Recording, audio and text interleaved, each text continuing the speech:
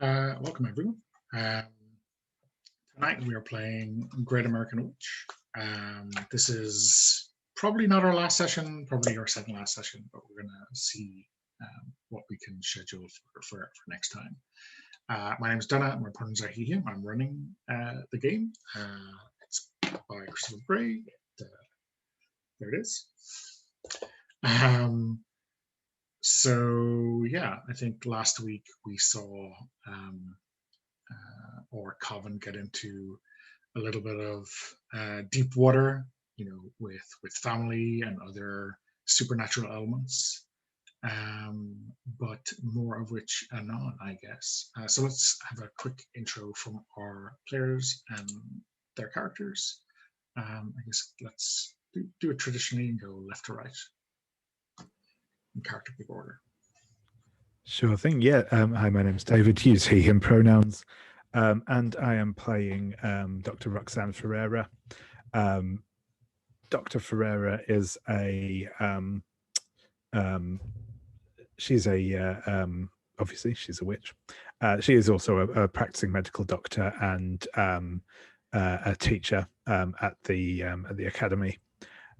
She is in particular a follower of the craft of Isis,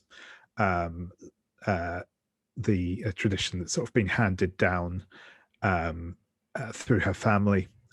She was sort of inducted into the mysteries when she was young. She is, as I say, she has been teaching at the academy and is she's probably sort of in her 40s, thereabouts, in her mid 40s maybe. Kind of a bit of a veteran, certainly a veteran doctor, relatively new arrival at the academy. Last time we saw her, so I was not around last time. She was helping out one of her young students, Sam Hirsch, who is is also a witch. She was helping teach, trying to break through some of the issues he's been having with sort of accessing his magical powers. Though, if memory serves, that didn't go too well. I think there was some kind of backlash or some kind of revolting from the craft symbols that you were using to help him through that. So yeah, indeed. Yeah, I forget the exact details, but I remember it wasn't the most successful. Well, the dice were no kinder last week, so it's not just you. Okay, cool. Thanks, David. Mark. Hi, I'm Mark. Use he, him pronouns. I am playing Dr. Miranda Castillo, uses she, her pronouns. Miranda is a neurologist and a witch of the craft of Tara, which is about maintaining a balance in the world and within the coven as well. She does work as a teacher at the school and researcher at the Institute, we call it. The Institute was founded, one of the founders of the Institute was her grandfather, Luis Castillo, who still resides on campus and she sometimes interacts with. And she has spent the last couple of sessions kind of dealing with the meddling of an outside entity, corporation called the Morning Star Incorporated or something like that. And one of their executive vice presidents, Justine Nolan, and she's been working with her possibly on a deal that would involve a lot of money for the Institute. But in the end, after consulting with some various people in the know, she decided that it was not a good move for the Institute to become involved with this Morning Star corporation. So we'll see if they take no for an answer, at least in the short term. And that's Miranda in a nutshell. Okay, great. Thanks, Mark. So yeah, I think last time we had a relatively kind of heavy kind of mission momentum chapter to kind of close things off. So I wonder if we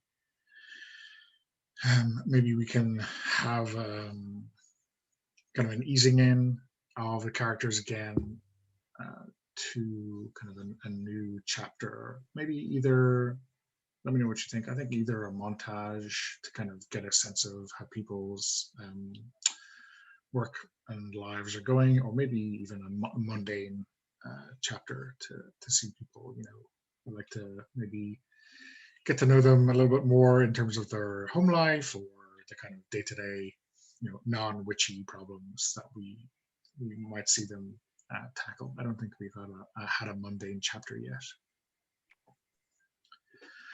Okay, so let me just read through the mundane. All existing conflicts in play are set aside. Any new conflicts introduced are personal and attached to particular witches so that only those affected can confront them.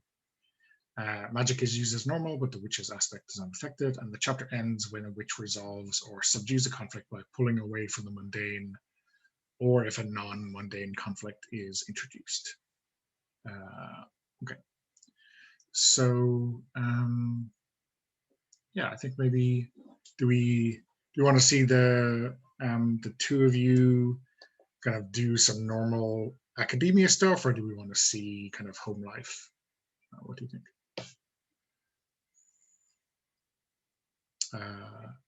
Mark, David, yeah. do you have a preference? I'm wondering possibly from my perspective, maybe home life, just because of the kind of active scenes we saw Roxanne in last time were very much tied to her sort of her day job kind of thing. So even if the slightly spookier side of it. Yeah, cool. So work for you, Mark? Okay, cool. So yeah, I mean, why don't you give us a quick intro to Roxanne's home life?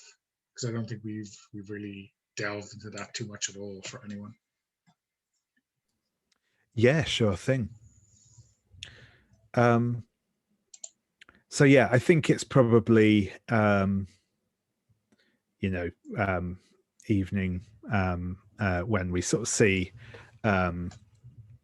Roxanne heading back home, and I think she's got a place that is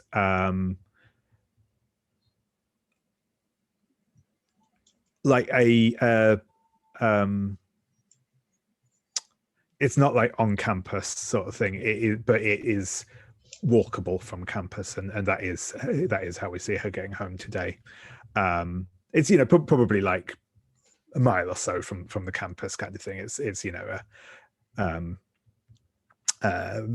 a mile or two, so like a decent walk, but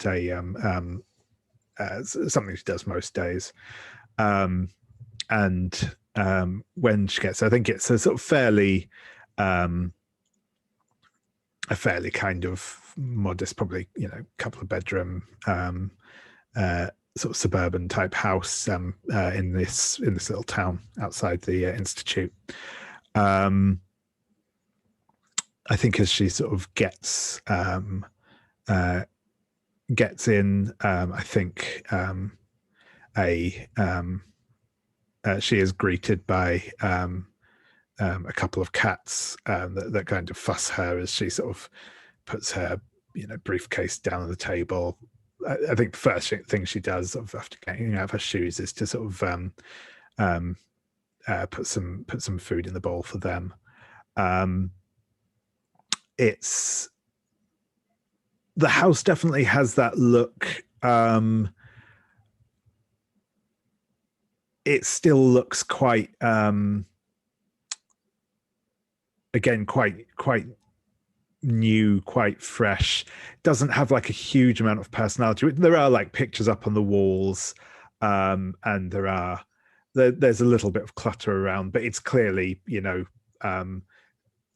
somewhere that she's moved to fairly recently, probably I think it's probably about a year or two that she's been working here at the institute now. And it's still kind of, one of those sort of houses where it's clear she probably doesn't spend huge amounts of time actually in it.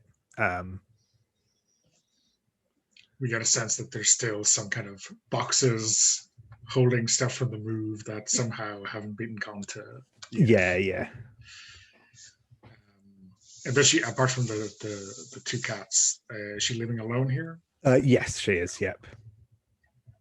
And so, like, when she comes home, like, what kind of things do we see her get up to? Is it just like winding down, having dinner, that kind of stuff, or is there anything she's trying to tackle on her own time at home? So yeah, I think, like I said, once she's got the cats fed and stuff, I think that she'll kind of pour herself a glass of wine, start making dinner, and then I think we'll just kind of puts on some music, and eats that, and I think after we see her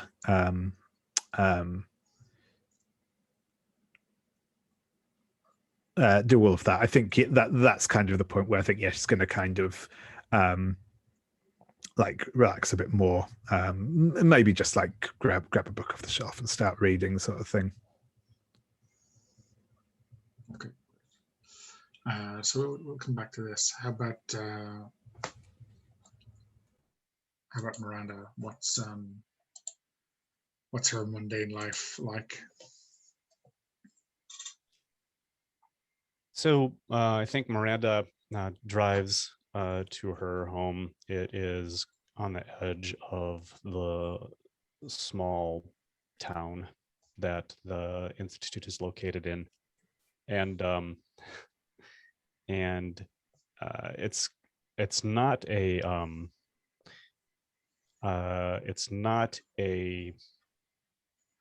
very nice looking place, but it's a lot of space.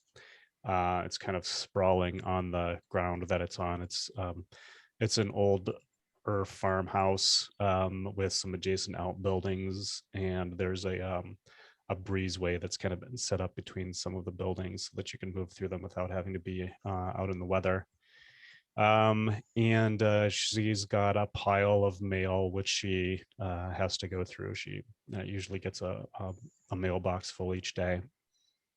And she is greeted, though, actually, as she walks through some of the outbuildings, she comes into what appears to be an art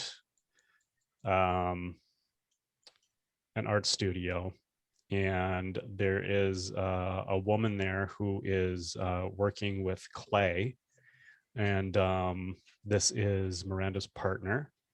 And Miranda's partner is new this episode. Miranda's partner is named Susan.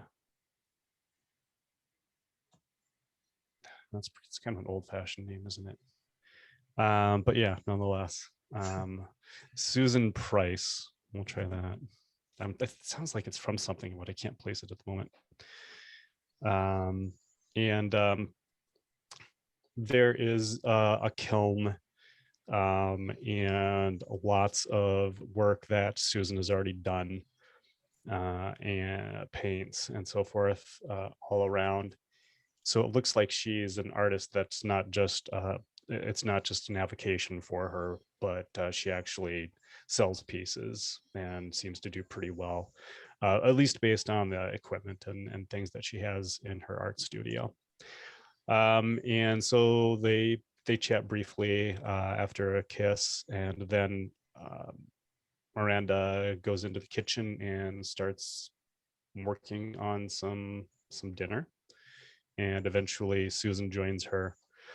They have some drinks, and I think that Miranda makes makes a balanced meal with lots of plant stuff, and some. It's vegetarian. And then they have dinner and drinks and kind of like fade off from that. It's pretty quiet evening for them. So the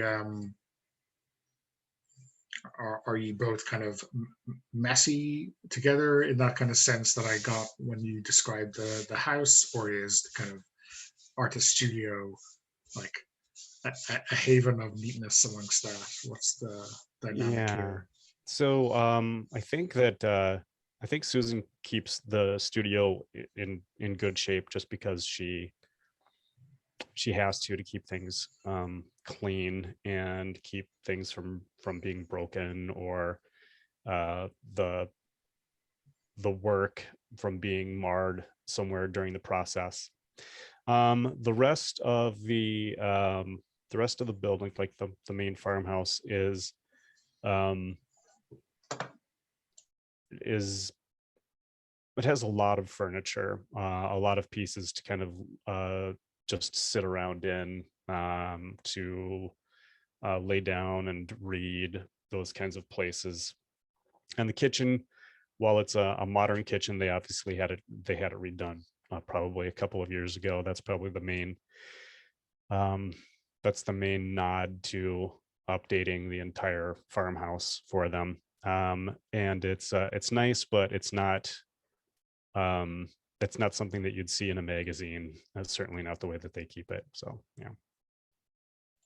Okay, great. So yeah, let's go back to Roxanne for a moment. Is there like something we think Roxanne has forgotten, or some kind of message on her phone or letter on the doorstep begging her attention? Is there some kind of conflict that we can kind of see her and how she operates at home through?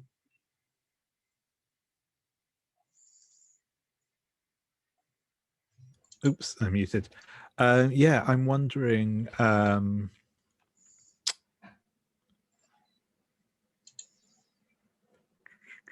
just trying to think what.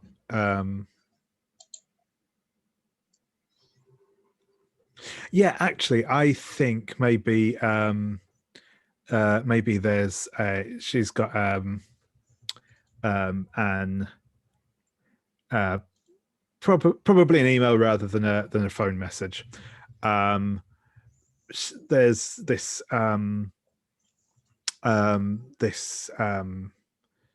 like non-profit that she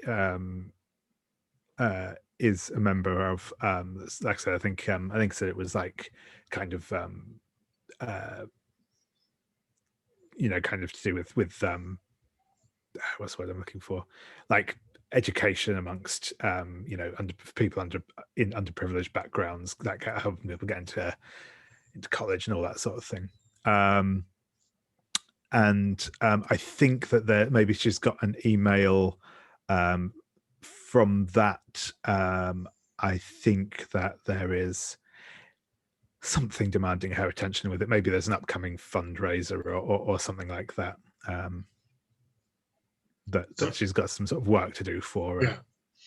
So like she's on the board, or an officer of the foundation or something.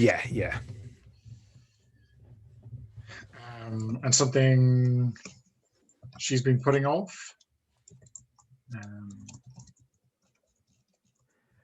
Yeah, I think.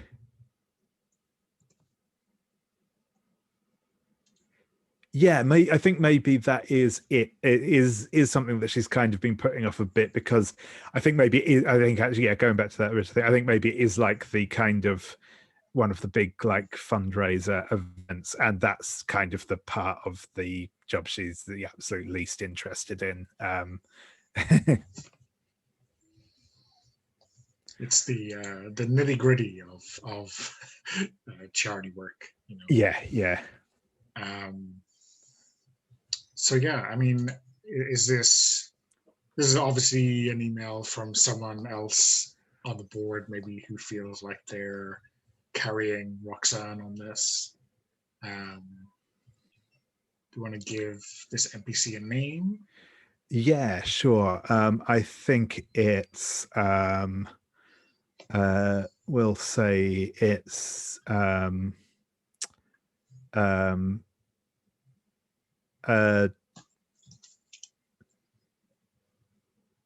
had a name a second ago. We'll say Clive Fairburn.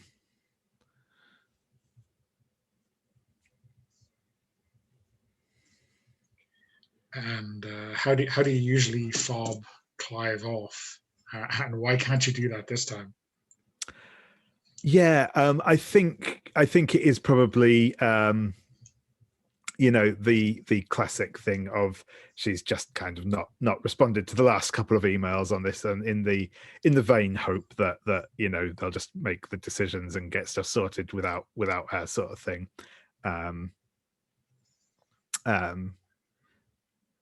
And I think we kind of get that moment where she sees the message, looks at it, goes back to the kitchen, pours herself another drink, and then sort of comes back to kind of sort of sighs and goes back to it, sort of thing.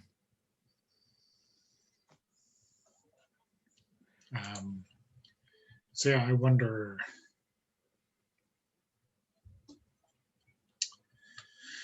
And I wonder what kind of move this would be. Like, is Roxanne trying to kind of just get him to do it himself, or to maybe give him some kind of decision that will allow him to do it himself, or actually trying to jump in and do her best? What's her kind of interest here in getting this off her plate?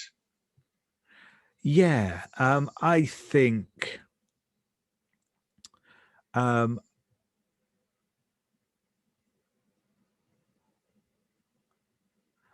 yeah, that it is.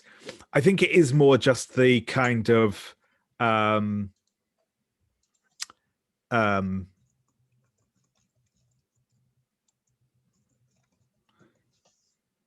excuse me. So yeah, just the kind of sort of getting down to it. Yeah, I said like doing what needs to be done. Just trying to sort of get it over and done with. For now, anyway. Okay. So.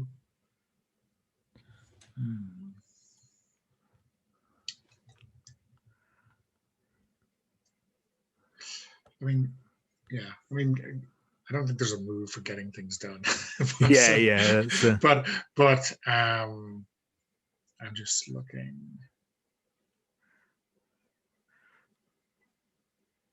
I mean, sorry. Go ahead. I was thinking maybe awareness when you want to find something you need to understand a problem, possibly. But yeah.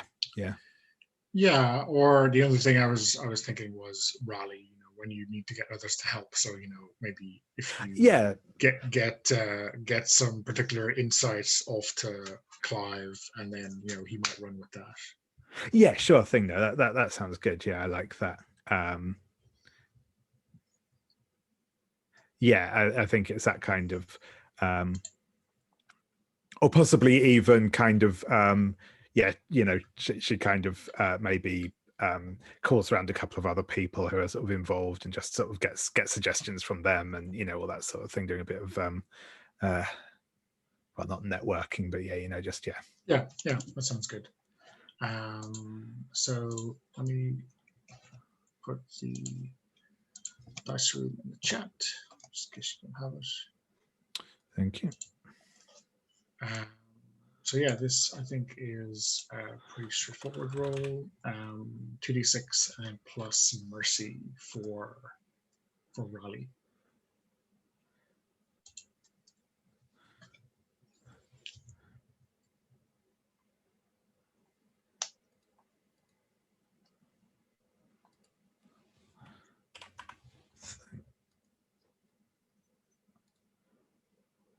Yeah, cool.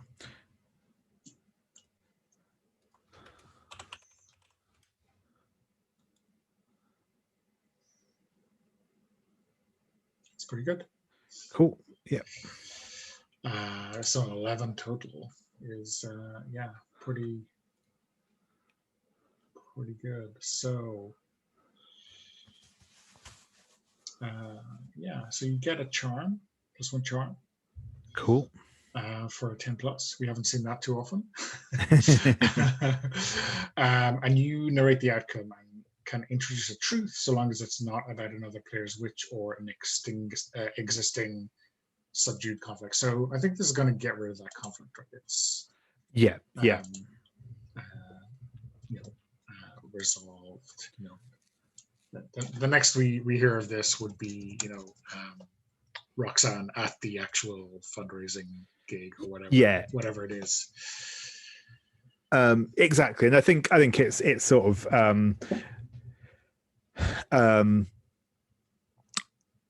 you know, she'll kind of send back the initial response to sort of Clive, and it's a kind of you know, oh, sorry, I've just been swamped recently. I missed your previous email. You know, maybe a bit of a white lie, but you know, sort of says, oh, I'll you know, we sort of see her checking in with Clive, with a couple of other people on the board or in the organization. And I think what she actually does, and I think this is where kind of how it's sort of resolved, is that she's talking and realizes, like, there's one of the other maybe someone else in the organization. I think maybe they've just kind of hired a new intern sort of thing, who's actually looking for some experience in doing this thing. So you know, basically Roxanne says, well, you know, gets them to take on the to lead on this work, and she kind of takes a sort of supervisory mentoring type role over them, while they do kind of the bulk of the legwork and the calling around the donors and, you know, all that stuff. Cool. Yeah, I was about to ask, you know, do we see Roxanne do something that we're sure like Clive wouldn't have thought of or whatever? But I think that detail is perfect. You know, that fits in really well with the coven and what Roxanne is about. Cool. Okay. So yeah, I think back to Miranda. Do you have any ideas for a conflict here?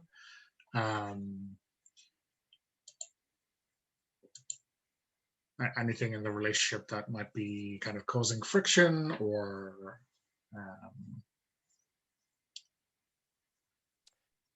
Right. So yeah, I was trying to think of something that, you know, there's so many points of there's so many ways that you can go with that. I think that just initially, while they're having a discussion about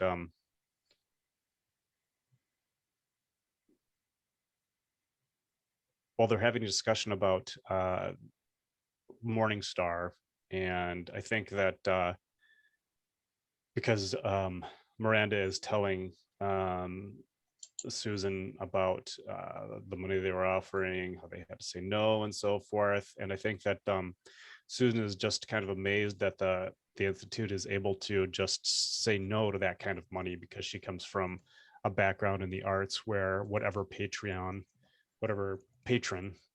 you can get, you kind of have to roll with.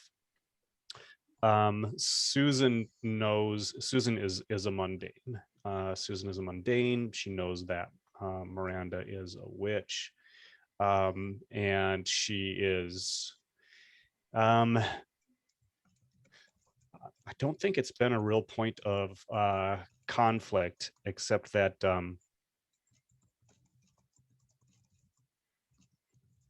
sometimes sometimes Susan seems to indicate, or Miranda feels that she's indicating, that the witches are not doing enough in terms of making things better for other people in the world. Considering how powerful witches are supposedly. And so they'll have discussions about that, which sometimes will turn into some slight arguments. Yeah. So I think one of the early like coven principles or statuses we had discussed, right, was that to the coven the mundane is kind of insignificant, and kind of a means to an end. So is it seems like a long running sore point, or is there kind of relationship kind of past that? What's the dynamic here? I think that it's it's difficult in some ways because Miranda, especially when she's been doing a lot of the research that she's done, has makes a differentiation all constantly between witches and the mundane.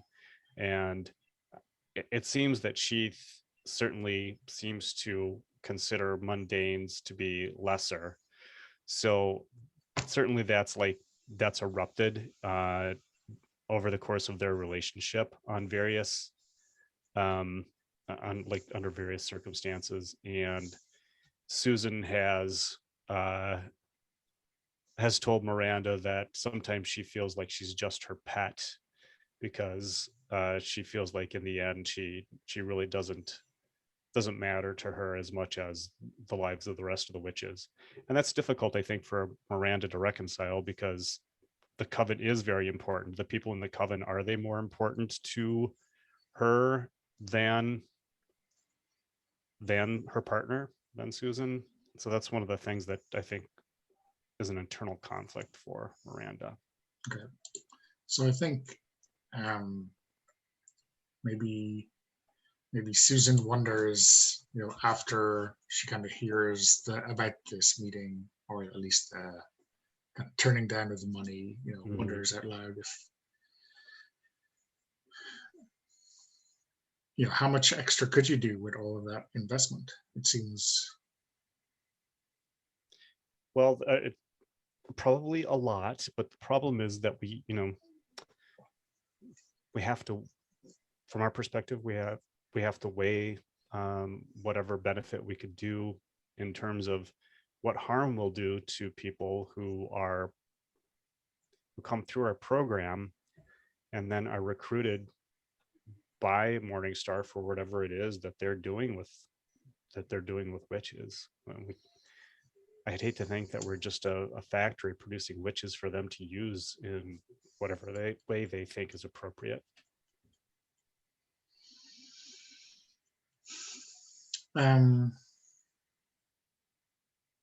But you're all like too powerful to be taken advantage of, right?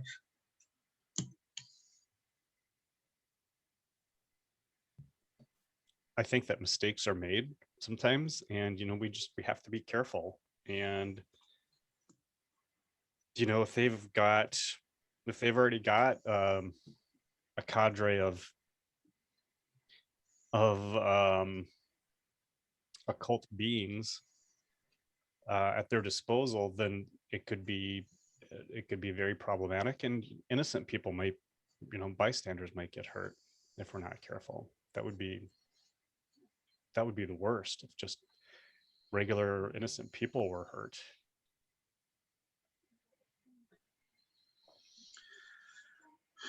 I mean, I don't know. Like, whoever you take money from is going to pull the strings a little bit, right? And you get your money from somewhere. Right. I just like you, right? I mean, but I think that when we're dealing not just with art, but with people's lives in this way, that we have to be more cautious. Did you say not just art? Yes. Oh. I'm sure that was brilliant. That was, yeah. Yeah. You know,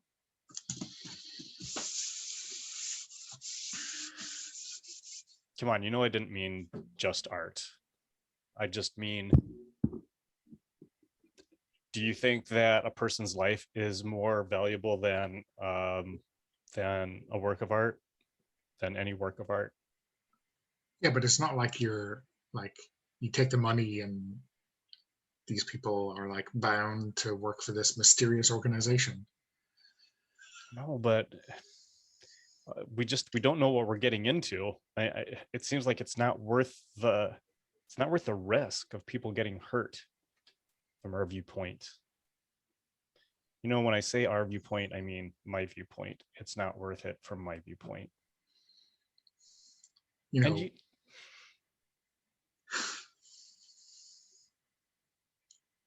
I guess it just seems like, you seem to have like a lot of positive things to say about Justine, right? sure. And like trusting the person you're doing business with is the most important thing.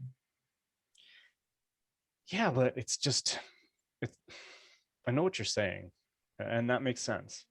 But it's more than her. It's her bosses. It's everyone on the board of Morningstar that we don't know anything about. I mean, if there were a way we could be more certain, if there were a way we could make sure it was safer, then maybe it's something we could do, and we could do more good with the money. But there are too many unknowns, and it's just, they're a little too spooky for my tastes.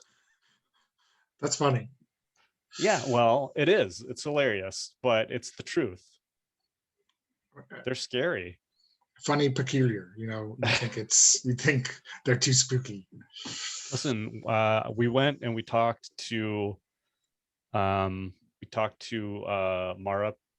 Pete's dad, and Mara has been over for dinner and whatnot.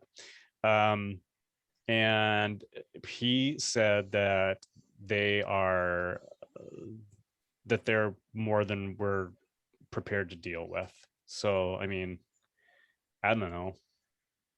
If they got vampires lurking around, some kind of crazy ghosts, who knows what kind of craziness they have? Demons? I have no idea. It's like every time that we, any time that we have to spend dealing with those issues is time that we're not spending helping other.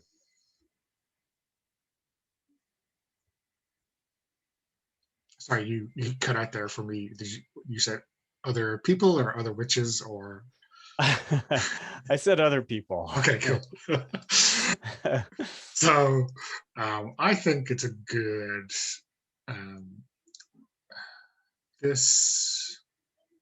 I'm not sure. Obviously, like befriend is maybe the wrong tag on this. When you're trying to create, sure, or it seems like maintaining the relationship, generating goodwill, establishing trust, or keeping trust. Yeah. But I could also see like making a stand, right? When you want to make a social or moral conviction, right? That this is not right for you. So I don't know. What do you think? I think the one that probably feels more true to the moment is make a stand, even though that plays against my terrible wisdom score. Yes. But I'm willing to go ahead and go with that. So yeah, okay. I'll make that. Well, you're in mother aspect right now, so you're only -1. Okay, great. Which helps. So let me put some dice into this roll and get my modifier in there. And this is make a stand.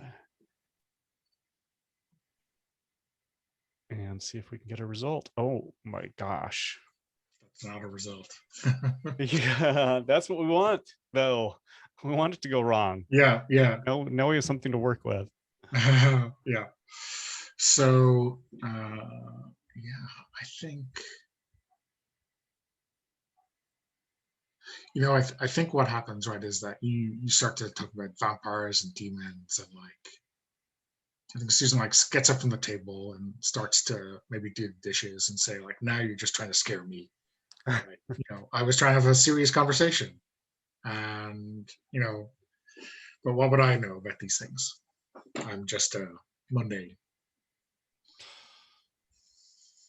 So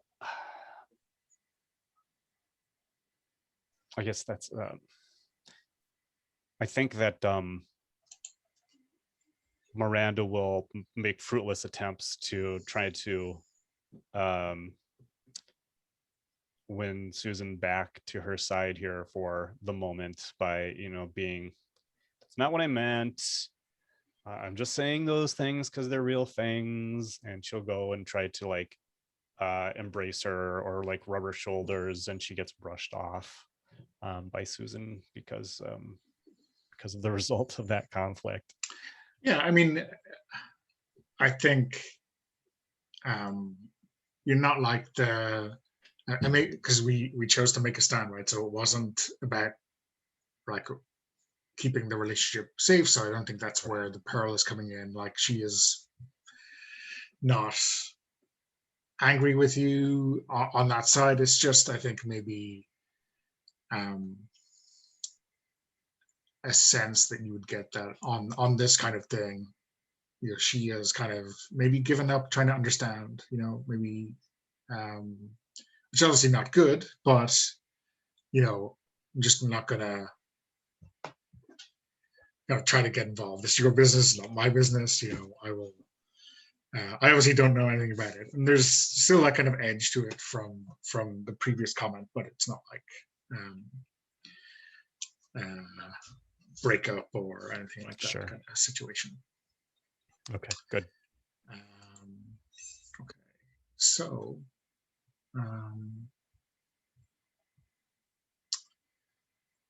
yeah, I think we can probably close out the chapter now.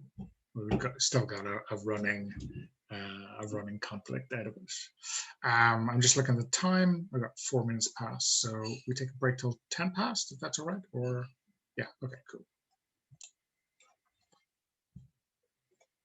Okay, and we're back. Yeah, I think it's probably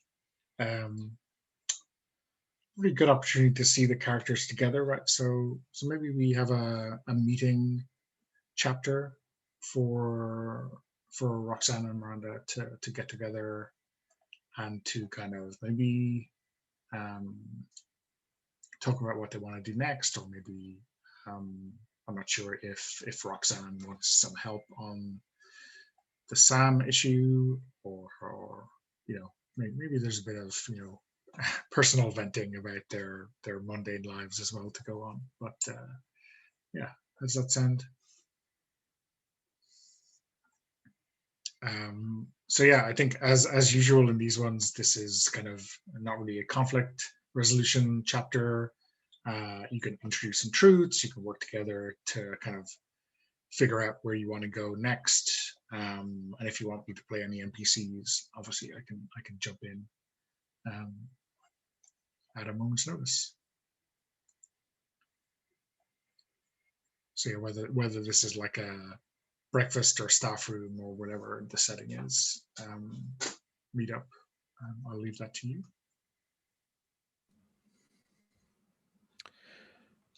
Yeah, I'm wondering maybe if this is okay with you, if maybe this is like Roxanne has specifically like asked Miranda, to go out for a coffee sort of thing, because specifically she does want to talk with Miranda about Sam. Yeah, that's excellent. Yes, I think they're at like one of the coffee shops around campus, and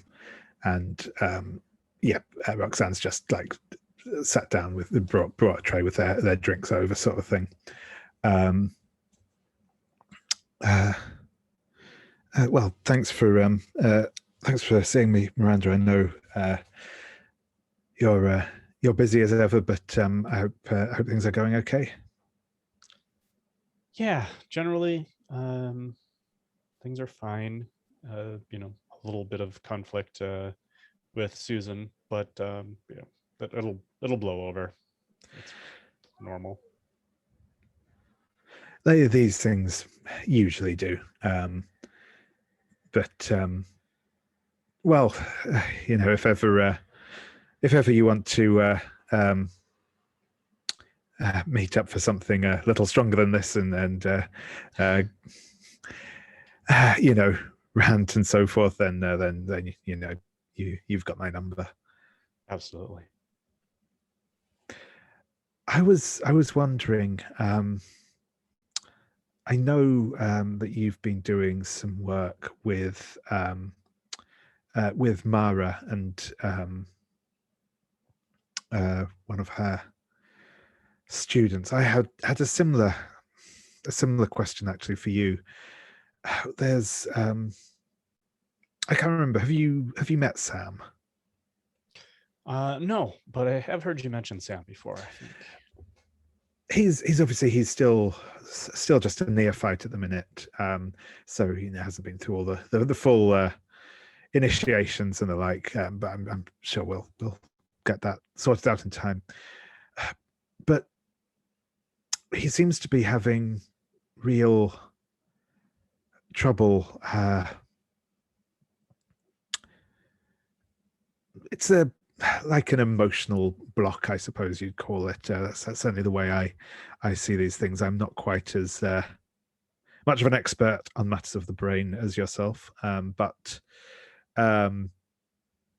the something is holding him back, and it's really impeding his ability to work the craft. I've been trying to do some work with him, but I've hit a bit of a brick wall. I don't know if he's picking up on something from me that's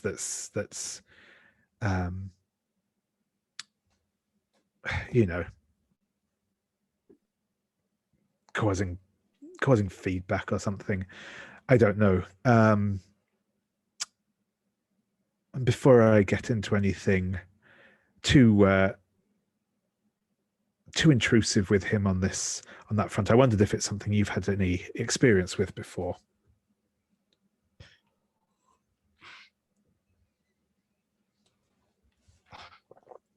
I know that I've heard before that sometimes there are people who are reluctant to embrace their abilities for some different reasons, like their upbringing. Maybe they've been taught that that these kinds of things are not activity they should engage in. Do you think that it's like, so you don't think it's some kind of it's not a skills issue, it's not anything related to their ability to just kind of push through in terms of like performing the craft, but something else that's blocking them? Yes, that's right. I think skill-wise they seem to be there, at least. I mean, I say we're still at the early stages. They're not working anything. They clearly can. They are clearly gifted, but as you say, I think you might be on the right path. I think it's something. It is something, I think, internal, something that's maybe experience, learned behavior, even just their current emotional state. But as I say, I tried to help them through that last time, and it didn't turn out as well as I could have hoped.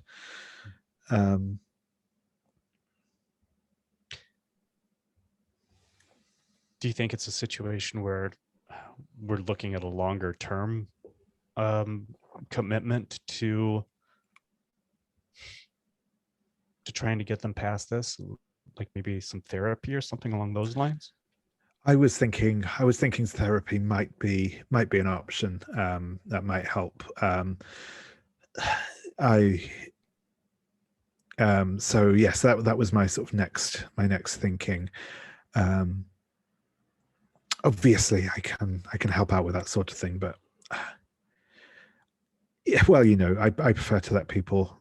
I think these things, it's better if people can work through them themselves as much as possible.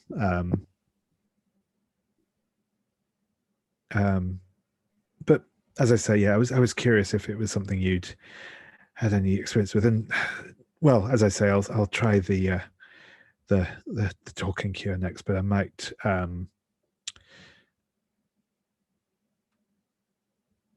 if I have a similar sort of bad luck as a bad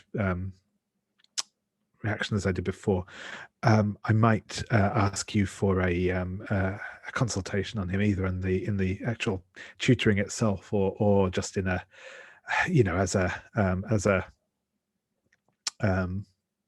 professional opinion. Excellent. Yeah, I'll help in whatever way that I'm able to. Just anytime you let me know what you want or need from me, and I'm there. Thank you. And how is how are things proceeding with Mara's student? Well, it appears that honestly, it appears that Leonard is locked in some type of psychological, more of a supernatural conflict with the ghost of someone that he knew when he was younger. And it would appear that he's doing all the activity that he's doing, acting out and so forth, kind of in an effort to suppress the thinking about anything related to that conflict. So I don't know exactly what Mara's thoughts are on how she intends to proceed, but there's a lot there to kind of deal with, I think. Certainly, and well, I suppose at the end of the day, what is an exorcism but therapy with a few more candles? It's true. It's very true.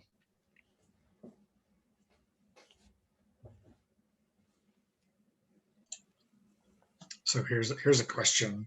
Does this mean that the coven has had to do exorcisms in the past, or is it just, word of mouth or the kind of learnings that you've done? Yeah.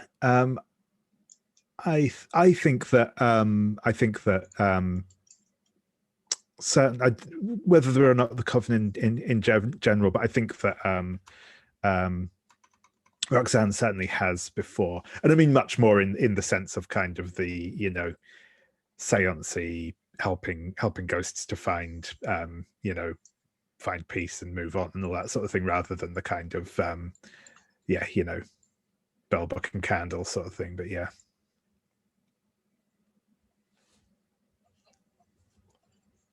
Cool. And I guess I'm sure from Mara and Miranda's point of view, right, there's a little bit more edge to it in terms of that evil presence that they felt in the cave, that I guess you've gotten the attention of, right?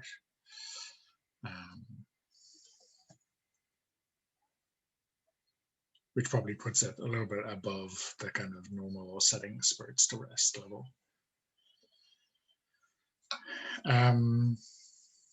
Is that something that might require a little bit of homework or a little bit of research or some kind of more serious help to think about tackling?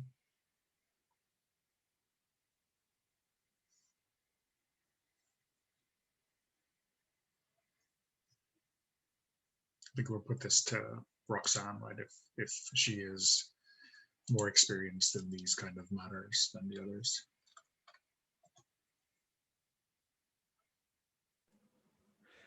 Yeah, I think from the perspective of the stuff that Roxanne has dealt with before, it can be fairly straightforward, but isn't necessarily. And if there is something beyond like a simple like haunting involving this cave, if there's an actual working there or some other strange anomaly that might complicate matters. There might need to be an actual kind of essentially a process of like breaking the spell or the magical effect on this cave first.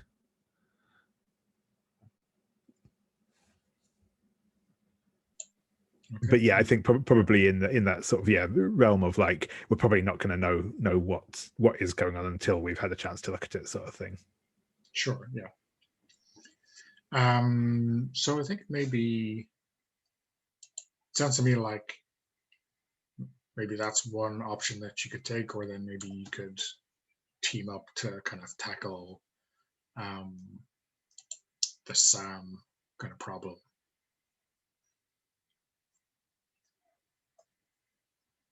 Do you think there'll be some?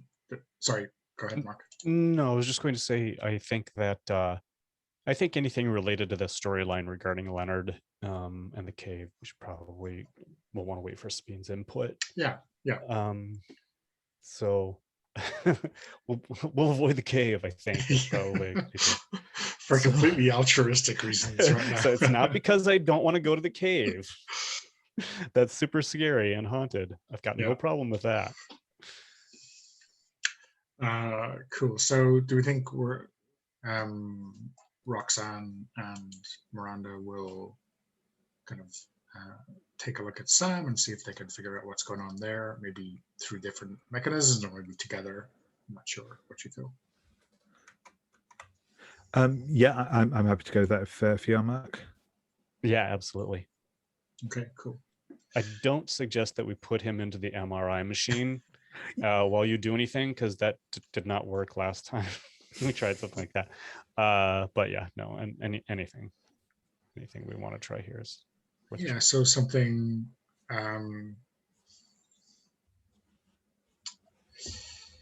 let me see.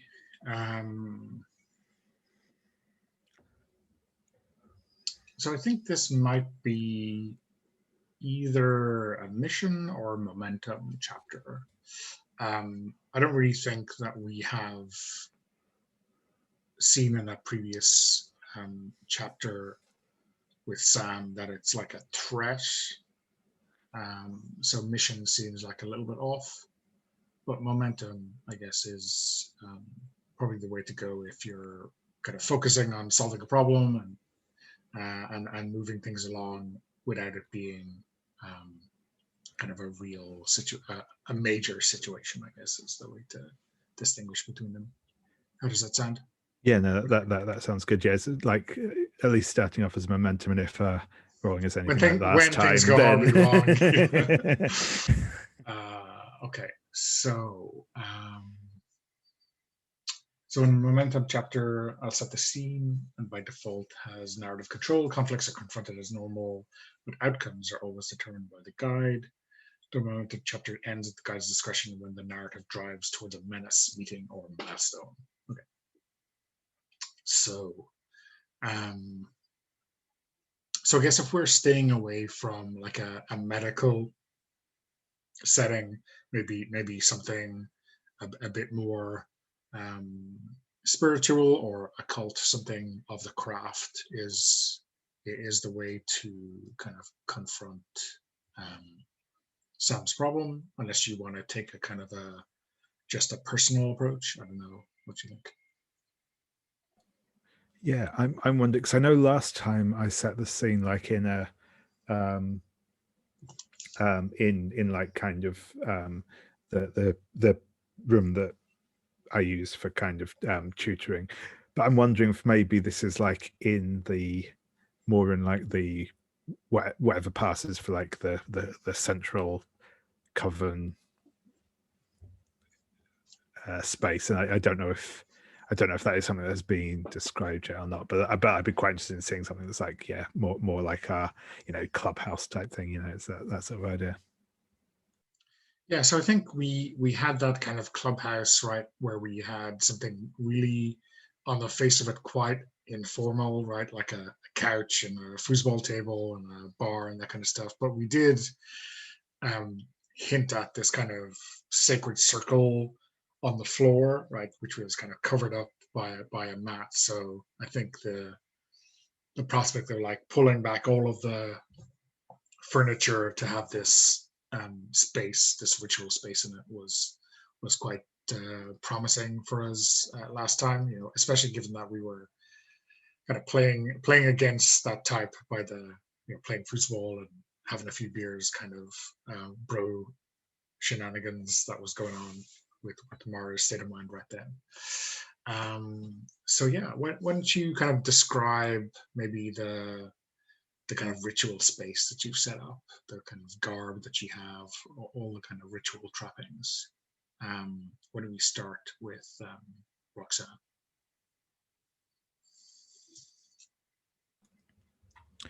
Yeah, sure. So I think Roxanne probably looks a little incongruous in this setting. So I think she's currently wearing like a very simple sort of plain white sort of a slip type dress, one that's just like straight down, almost looking like some sort of robes, but no kind of no hood, no big wide sleeves or anything, but just a very sort of straight plain white dress. And she has a couple of pieces of sort of like, she has like a jeweled headdress and a big jeweled sort of choker that have large gemstones embedded in them. But like I said, I think that is kind of, and I think she's kind of got a like a basin for kind of hand washing in that is like I think it's like by the you've got that sort of thing where it's like on one of those like draining boards to a regular sink, so that the water can splash down into there, sort of thing, in one of those little kitchenette type things. And again, has lit some candles and is burning some incense, but like the candles and incense are just propped up on like fairly ordinary bits of furniture. It's again not like an elaborate setting, as it were. Yeah, I like that. So even if you pushed away some of the kind of normal stuff that's in here, it's not like pristine. It's still relatively domestic, if that's the right word. There's still like a real lived-in space. Mark, do you want to add any details about the space or yourself? I think that so we do have this ritual circle that we have on the floor, and we've that kind of establishes the base, and then we have used some chalk maybe to make some additional markings on the circle and around the circle, to kind of amplify what it is exactly that we're trying to work with today. And Miranda is dressed, she's got a similar dress to Roxanne. She does not have any jewelry or anything on, and her hair is just down around her shoulders, and she's barefoot, and I don't think that there's anything else particular that we notice about her, but she has gone around and kind of straightened things out to make sure things are kind of set up the way that brings a real sense of balance to the room. So she's not made sure that everything is like parallel or opposite, but just in a position that they kind of like complement things in some way, kind of a feng shui, I guess, almost, in getting set up the candles and any other kind of items that we have as part of this ritual. Yeah, so I think Sam has got to be here, right, as the object of the ritual. I mean, what does Miranda notice about him? You know, I think he's nervous, right, because we've had this kind of failed ritual, you know, last week or whenever it was with Roxanne. What about him strikes you as being like particularly nervous or worried about the outcome today? Well, I think that even though what he's wearing is similar and these are very comfortable, I see that he's tugging at his sleeves a lot and at his collar, like he's trying to, like it's bothering him in some way that he's wearing these things. So he's fidgeting a lot with those things and looking around, kind of nervously, like he's not sure that.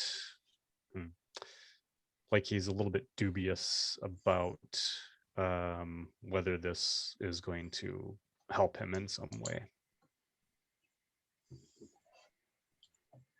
And for Roxanne, I think, you know, obviously maybe this has been in preparation for a while, and I wonder what she notices about him in terms of like his preparation for this, or the homework, or whatever approach that he has taken kind of very seriously despite his nervousness. Yeah, I think that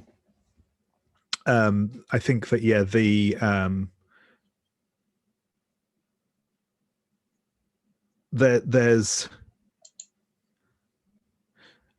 I think it's almost as much a sort of feeling is that even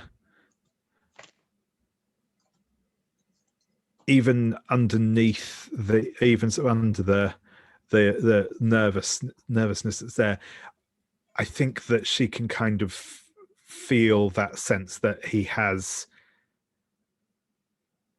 sort of found his center, and even though it might still be uncomfortable, there is that sort of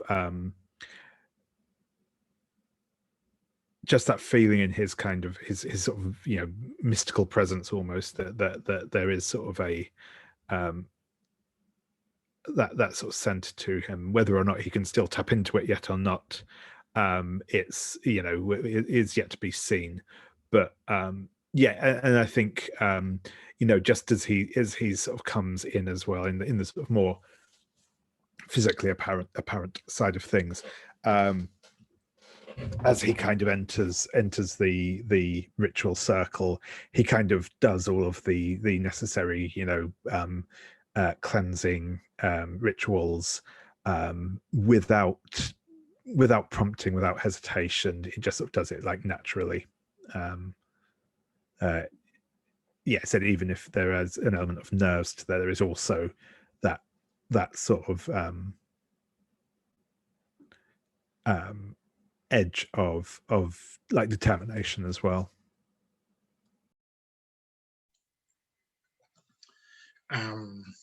So I mean, in terms of the spell that we are looking at right now, I mean, there's some options on the coven one that look kind of interesting, right? The one that jumps out at me is the initiation for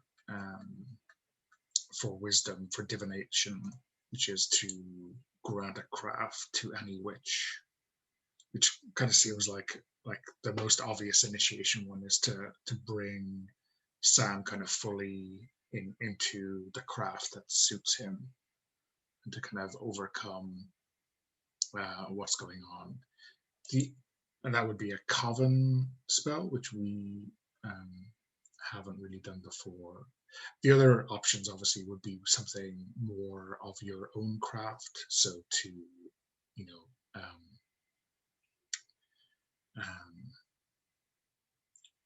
so for example, to, you know, bring peace to him, which was one that jumps out at me from Miranda's craft, or I think that's the one that jumps. But the other one, I think, in Roxanne's craft is like you can diagnose what ails a person, whether it's emotional, spiritual, or physical, and how to heal them. So I think it depends what kind of approach you want to take to the problem. So any thoughts, Mark or David? I was just going to say, yeah, I think I tried to use that divination one before and it didn't go very well for me. So I think that's probably why that won't be my first like go-to. Just because otherwise it's like dipping back into that well again sort of thing. So yeah. But yeah, I'm up for either trying the group ritual thing, or if Miranda wants to try try her thing, that's also cool. But yeah, I think that like essentially the reason why kind of Roxanne has got Miranda in on this is because it's something she hasn't yet been able to do on her own. So I think either of those two options is probably the one I'd go for. Yeah. What do you think, Mark? Yeah, I think that I'm of the mind that we're probably thinking we would want to initiate him formally into the coven, and I guess the thought being that working together, bringing him into the coven would maybe change his mindset a little bit so that he understands, okay, I'm already part of the coven now. I guess there's nothing that's really preventing me from doing the witch things that I should do. So I think that's what Miranda is hoping would happen if we follow through with the initiation ritual, granting the craft to Sam. Yeah. Fully. And I guess sort of from a mechanical perspective, as it were, to the extent that matters, I guess the kind of what it would almost so like if our initiation is to grant someone the use of another craft, I guess it's from a fictional point of view, we'd essentially be granting him either of the crafts that we have access to that could help to do this for him to use himself, sort of thing.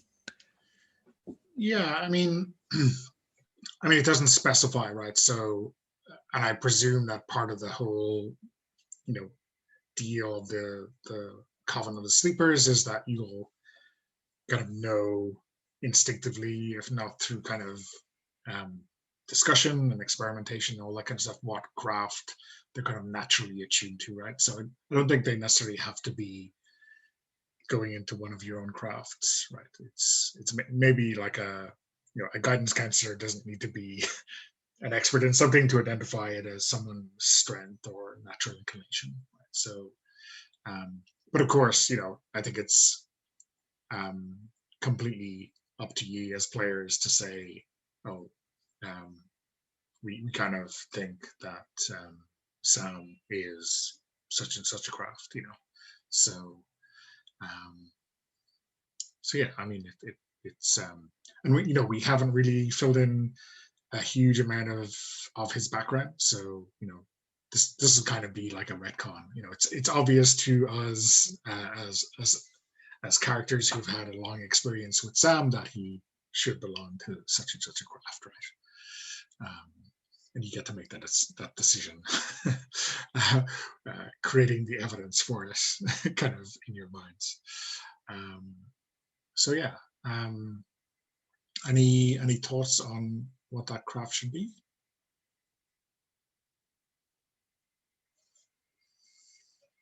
Oh, sorry, I misunderstood that. I thought I thought it meant as in like Into the coven. No, so I thought it meant like the like, you know, the spells that we have access to, for want of a better word, when it said grant them a craft. But yeah, that's cool. Sorry, I think I'd but yeah,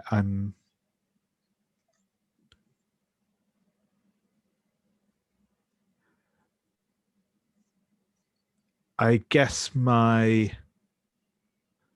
initial instinct would be that he would also be in the craft of Isis, just because I was teaching him.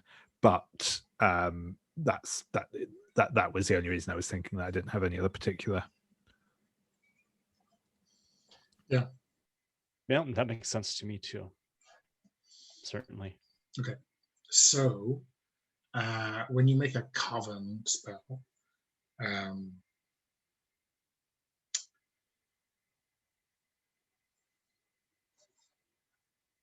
okay, so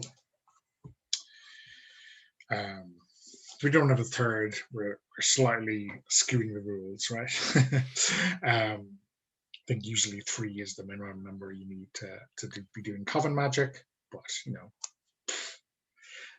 So we can get Bandit in on this.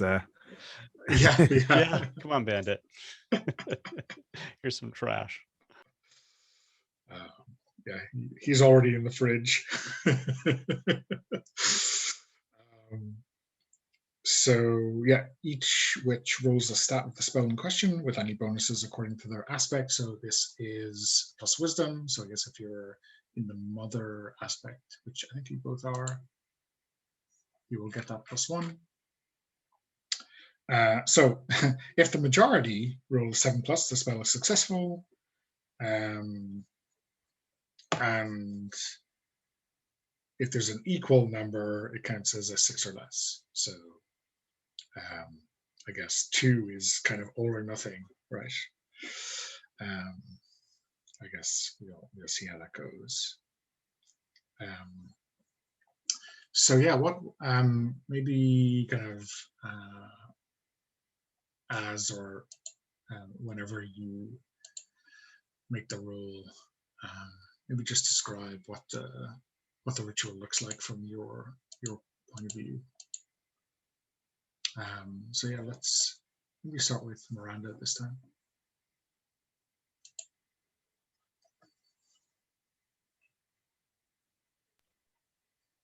So describing the kind of the actions that she takes as she's preparing for the ritual. Okay, great. So I think that sorry about that loud noise. I think that it's going to start with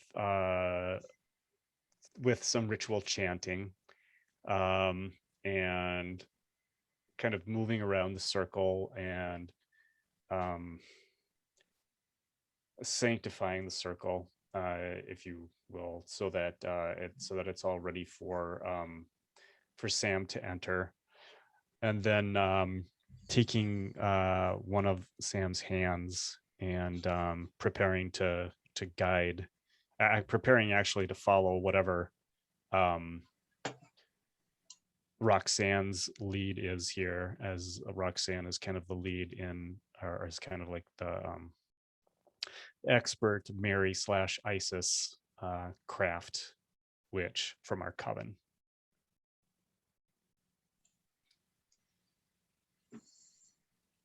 Okay, so yeah, I think you can roll 2d6 and then it's -1 left for wisdom. All right, this was 7. Okay. So yeah, why don't we do the same from Roxanne's point of view? Yeah, sure. So I think that Roxanne kind of has some kind of oil and water, and it's probably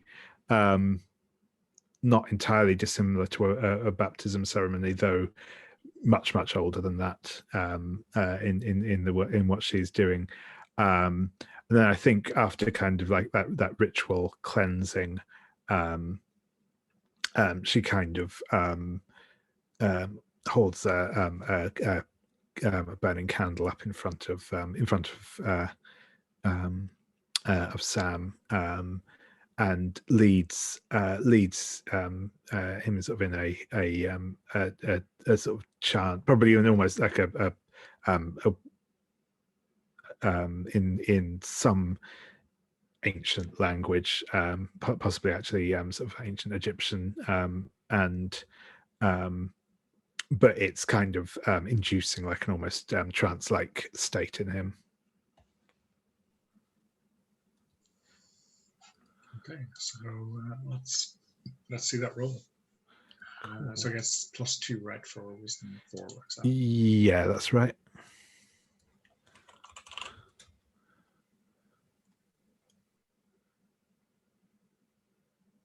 Okay, awesome. Oh, I can't actually. It hasn't updated for me, okay. but I So assume that was a success. 10, yeah. Cool. Yeah, it seems to have lost connection for me, but let me make the roll, which is weird. Roll me has been a little bit buggy for me today. Losing the connection very easily. So yeah, but yeah, so that is a majority of success. Yeah. So yeah, I think what you. I'm trying to see if we kind of explain the problems and maybe why they were holding him back. I think maybe part of the issue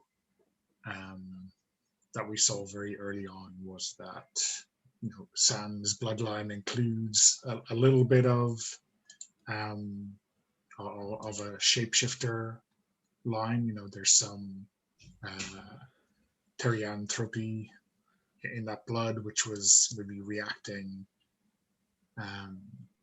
to the magic, some kind of competition in terms of kind of supernatural forces inside him. But I think the full ritual of induction or of initiation kind of overcomes that, and I think maybe that nervous energy is kind of that instinctual response to the magic again, but his preparation, I think, kind of overcomes that. And when he comes out of the trance, we kind of, I think all of that nervousness all reticence has kind of fallen away. Right, he seems to be completely. Obviously, like he has no greater skill now than he did, an hour ago. But the kind of self-confidence or the kind of commitment to the craft is all there. So yeah.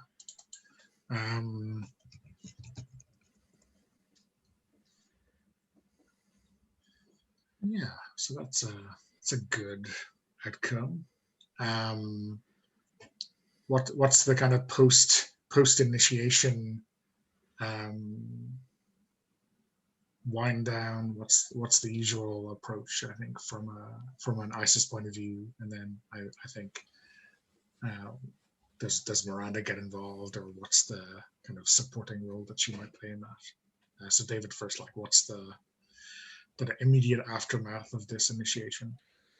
Yeah, so I think like the very immediate thing is there is again a very formalized, very ritualized process of like, breaking the magic circle sort of thing and coming out of that ritual space again. But I think once that like formal process of like bringing the ceremony to a close has ended, it's very informal at that point, and I think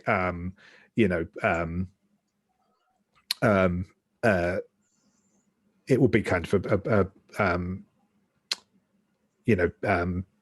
Roxanne will kind of give Sam a hug and sort of say, welcome abroad properly, and we'll start to kind of go into that, like, more the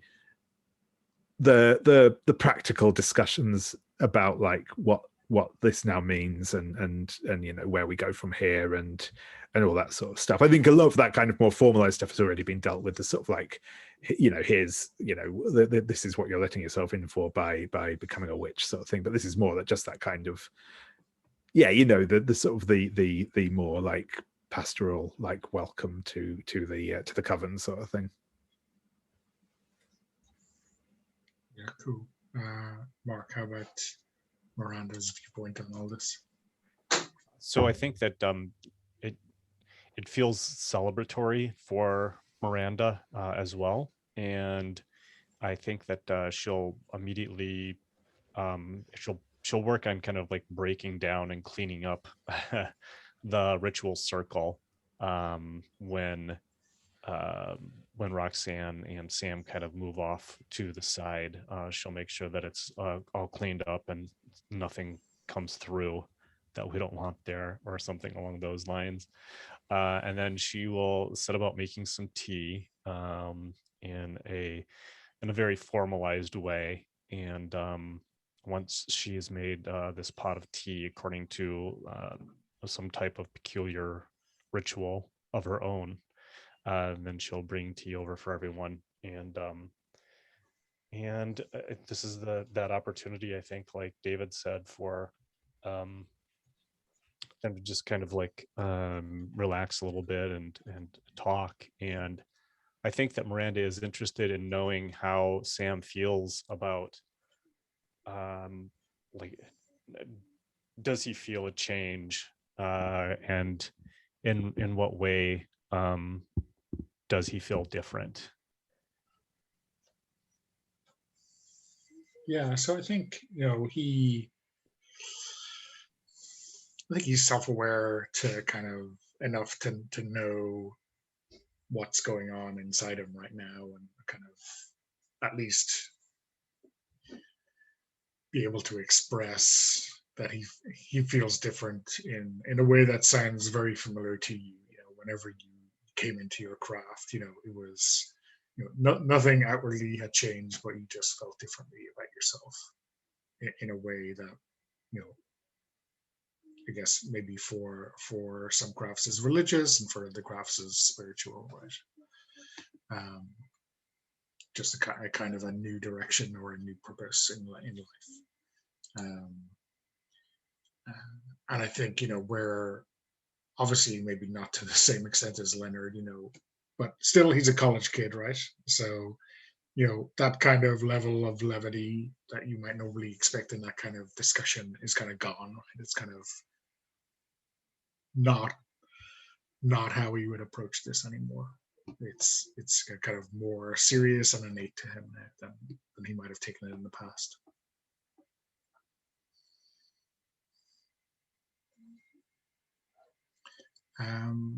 Anything more that you want to add to that scene, David?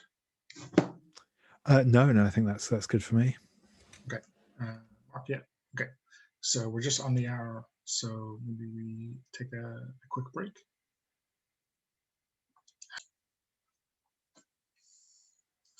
Okay, welcome back. Yeah, we've had a quick kind of discussion off camera, or at least off recording, but where we're going to take it next for the remainder of our session. So I guess we're going to introduce a new conflict. So yeah, I think this is going to be. I think it's going to be a mission chapter. You know, maybe it'll turn into a menace, but I don't think we're going to start off with it as a menace. So you get to choose your aspect at the start of the chapter, so you can change if you want. All magic within your aspect is cast at will, so at advantage. And then the chapter ends when a witch resolves or subdues the conflict, finishing the mission.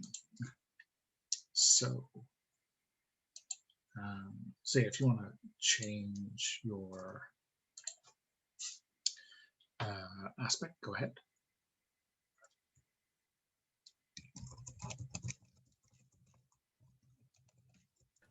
Yeah, I think I'm going to stay in Mother. That feels the right one for this. Okay, cool.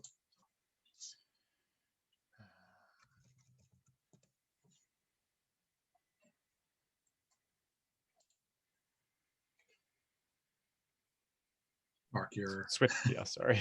You're muted. Switching over to Maiden. yeah. Okay, cool. So, so how to introduce our NPC?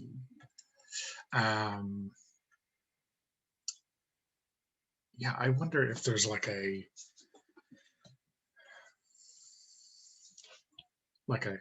cool down spot or some kind of quiet place on the grounds of the institute where where the coven go when things are quiet and maybe a little bit introspective, whatever.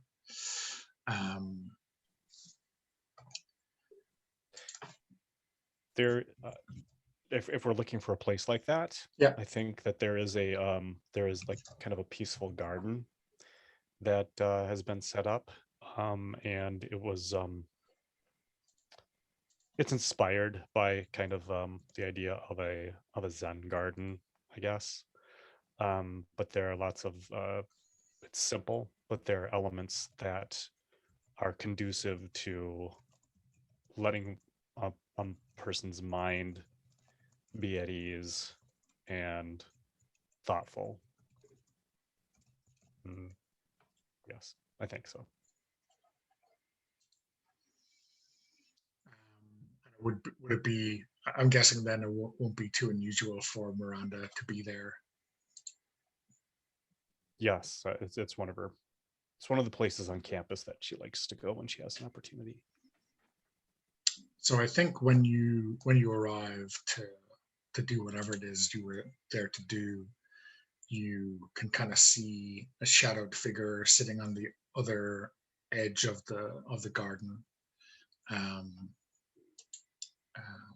You know, I mean, not much older than, sorry, not much younger maybe than Miranda, but someone who might have been passing through just as you joined the coven. A woman by the name of Brenda. I think, yeah, relatively young and maybe white with some auburn hair, and kind of dressed very practically.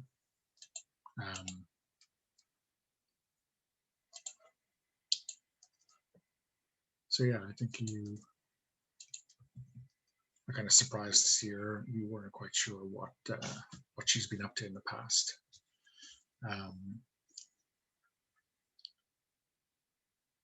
She's, to clarify, she's someone who came from the sleeper coven. Yeah, Okay. or at least passed through the, gained her craft through the sleeper coven. Okay. Yeah. Excellent. So yeah, I am surprised to see her there, and so obviously this garden we try to keep very peaceful and low key. So I think that Miranda's going to just walk all over to where she is without greeting her before she gets there. And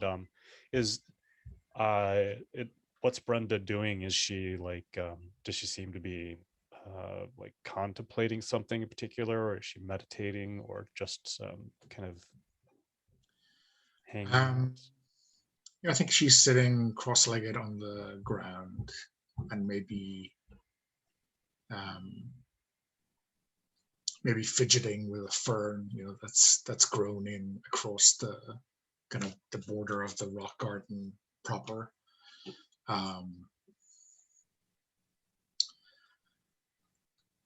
And I think her demeanor is expectant, right? I think she has expected to meet one of you here tonight.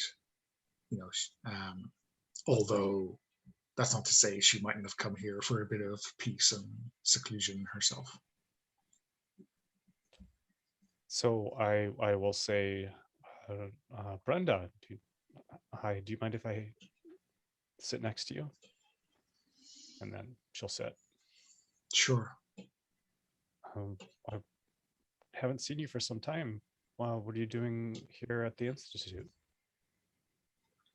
I guess I'm wondering which of you all I can trust the most. Are you in some trouble? Do you need some help? Is that what's going on, or something else, some other type of trust?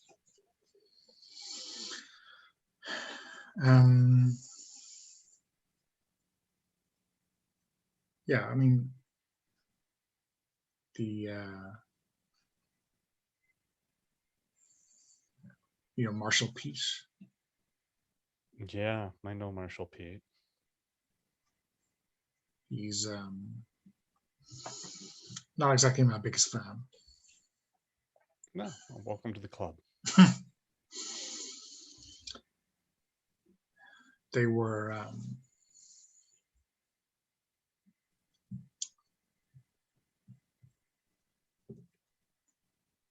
well, I was kind of helping to enforce an agreement, or to make sure that some spirits were free to do what they wanted to do. And I think they stepped on their toes a little bit.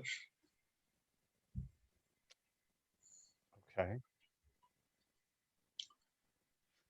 Okay.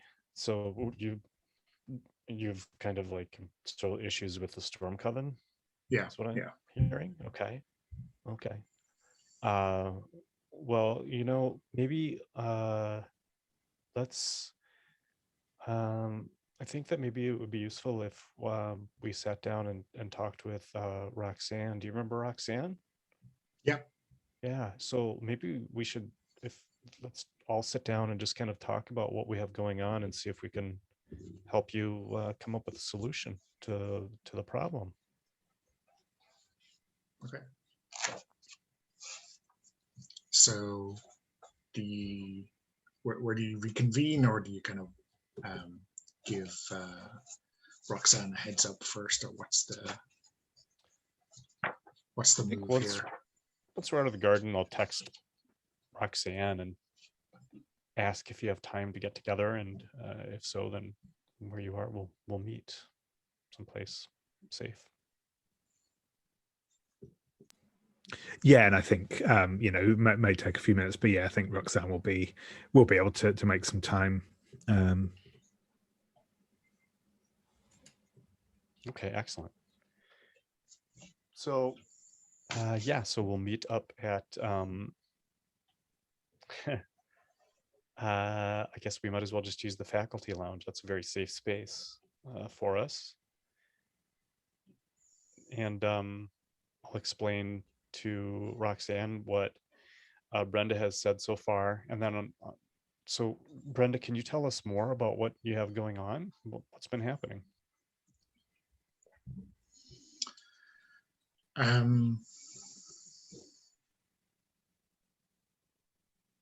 So the Storm Corvin were using some spirits to make connections or to find things out, and I think they were being a bit selfish in how they were doing that, and so I helped to free them from the coven's bindings.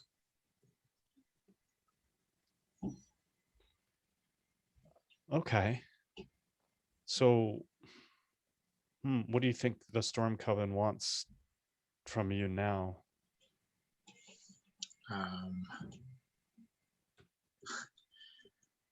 mean, to rebind the spirits, maybe, to pay some kind of compensation. I don't know. They were pretty angry.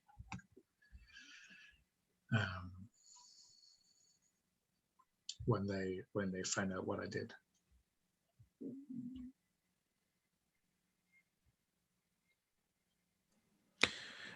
What was the nature of these spirits that you bound?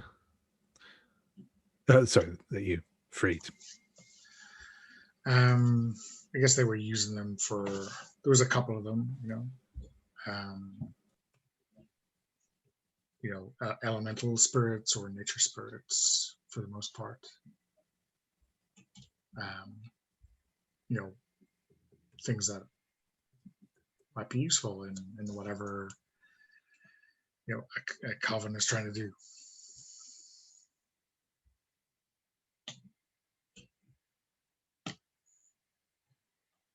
I mean, maybe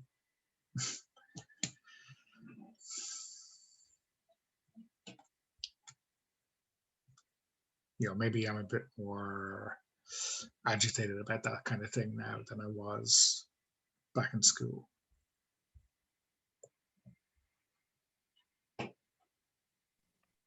Have you found a new coven since you've moved on? No, not really. I mean, I kind of moved around a bit. So, you did this then on your own, or did someone help you? No, just me. Okay.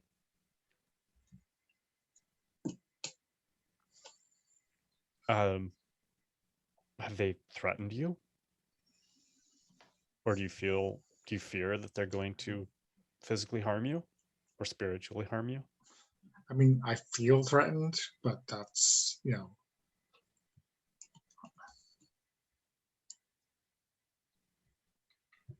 I guess I gotta pay, right? And I don't know what that means. Well, I don't know. Was that there's a reason, obviously, that you freed these spirits? They were being misused, you're saying, right? Well, yeah, I just don't think they should be bound in that way. Yeah, okay.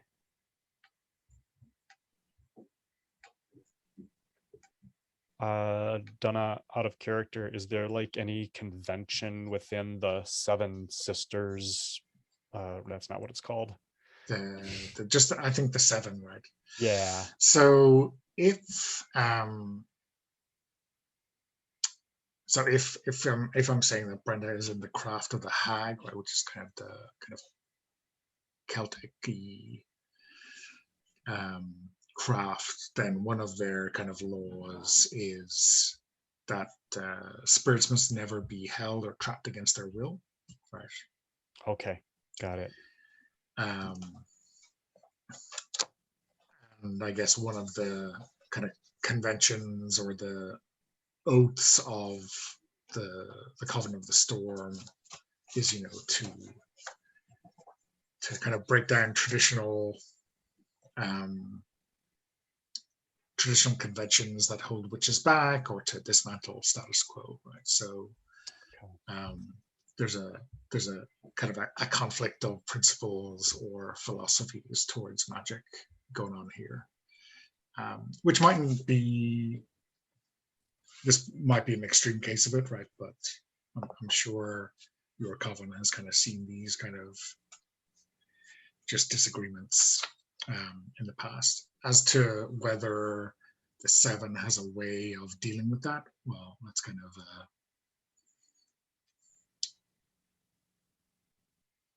I mean, there could be a trial, or there could be some kind of judgment from the seven if there's a disagreement between covens or witches, right? If it gets to that level. But there's nothing like specifically that says that this is not an okay thing to do. That this I'm not sure any of the kind of covens or crafts are given primacy, right, over the others. Yeah. So I guess it's, unless maybe there is something about interfering with other witches' plans, that if you say, if you hold something to be the right thing to do, then that's in your area and you shouldn't interfere. I'm not sure what you think the general kind of consensus over witches interfering with each other's business is, right?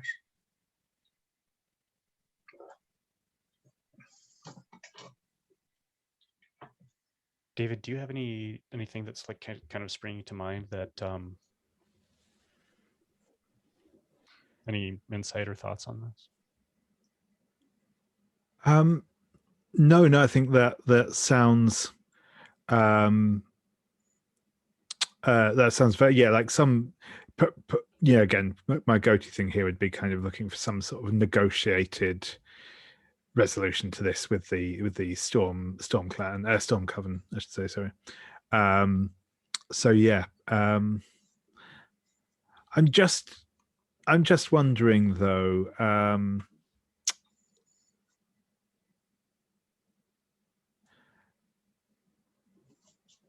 I think I'm interested in seeing. Does it seem like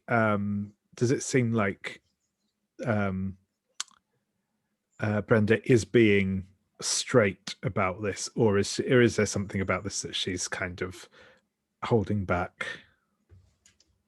Yeah. So I think for sure, she is choosing her words carefully, right? And there's a few, let's say, inconsistencies with how she is presenting her words, right? So yeah. Like she's saying there's a couple, and then she's talking about different types for the most part, right? So there's a certain level of dishonesty there, right? But yeah. So it may be, that you need to kind of, if you're going to advocate for her, you probably need to know all of the truth, right? Exactly. So yeah, I think you can do that a couple of different ways, right? You can again, befriend and awareness seem like the most obvious ones. Yeah, I think at the moment, from Roxanne's perspective, this is probably more on the awareness side of thing. I think she's trying to kind of feel her out first before she kind of does the whole you come clean sort of thing. So yeah.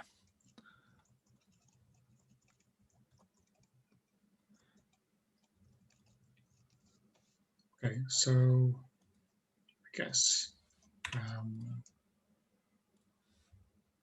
I guess that makes sense then, if it's to kind of reacquaint yourself. I mean, I'm guessing, right, if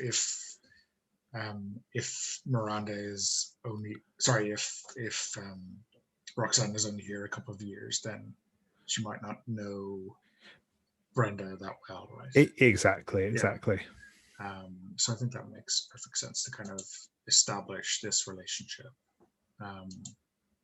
that way with befriend. So plus mercy to kind of get her on side.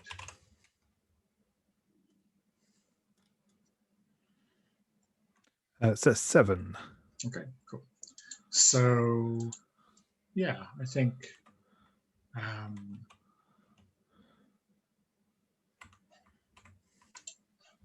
so we can subdue that.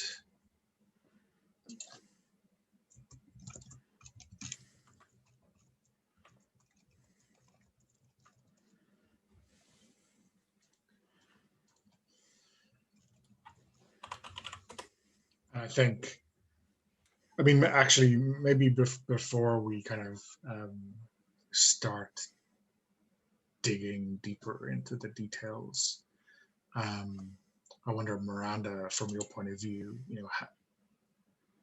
I think Brenda has changed, right, in the few years that she's been out by herself. is there anything that kind of strikes you that you want to introduce as she kind of starts to open up, that shows just how much she's changed or in what way?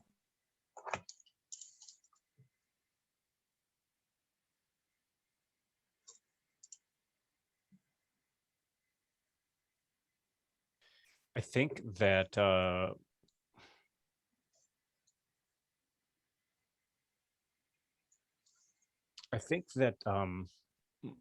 she's kind of moved out of she's she's kind of moved a little bit out of the mainstream of the of witchcraft and into some darker corners.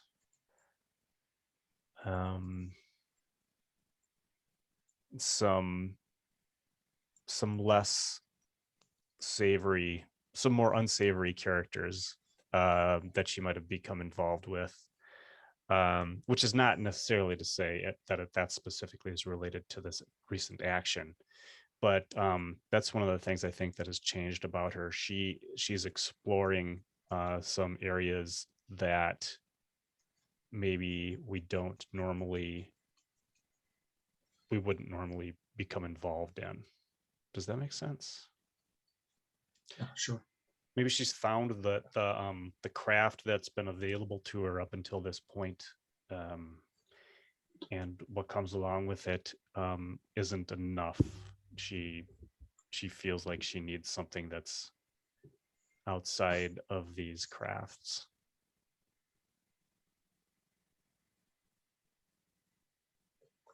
Okay.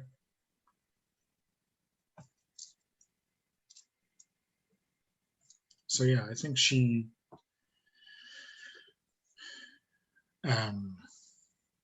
talking about her kind of past few years of journeying and how she kind of came into contact with a lot of spirits who, you know, sometimes are kind of willing participants in rituals, and sometimes they're kind of compelled as elemental forces. And I think maybe kind of when she was alone at her lowest ebb, one of those kind of elemental spirits saved her life. And I think she made some kind of vow to free other ones of that sort. And so I think maybe the coven or the storm are maybe, you know, quite active in terms of using spirits or spiritual energy to do their magic. And so I think she might have freed, you know, a significant number of those spirits, you know, as many as she could have. So this sounds less like freeing one or two, and more like kind of almost disabling some of their magic for a significant period of time.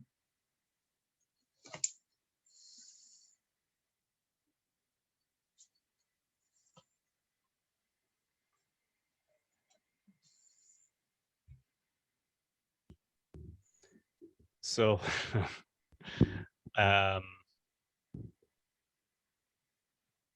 is there, so let's see, David, you mechanically just kind of befriended and we're a little bit closer, but do we still feel like she is keeping some things from us that we're not aware of beyond what we just discussed?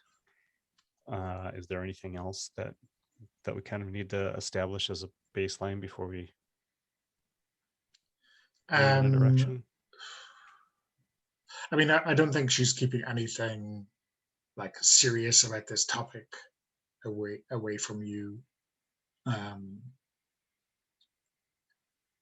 Certainly not kind of purposefully, right? She's not trying to deceive you. Yeah, so it's more just the scope that she was being a bit a bit coy about. Yeah, she may have been kind of controlling the overton window in terms of exactly how she was presenting this problem at the start. You know, hey, I freed a couple of spirits. Yeah, no big deal.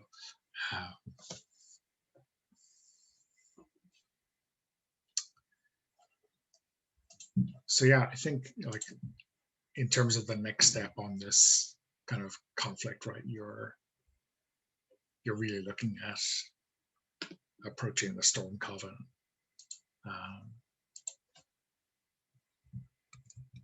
Unless you think like the solution to this is to kind of get her out of their radar, right?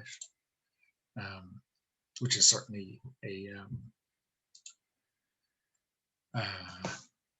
valid way to approach the problem, right? But yeah, so I guess that's completely up to you how you think you should solve this problem. But I guess, you know, in some way, the Storm Coven or the conflict to solve, whether that's by placating them or just getting Brenda away from their kind of areas of influence.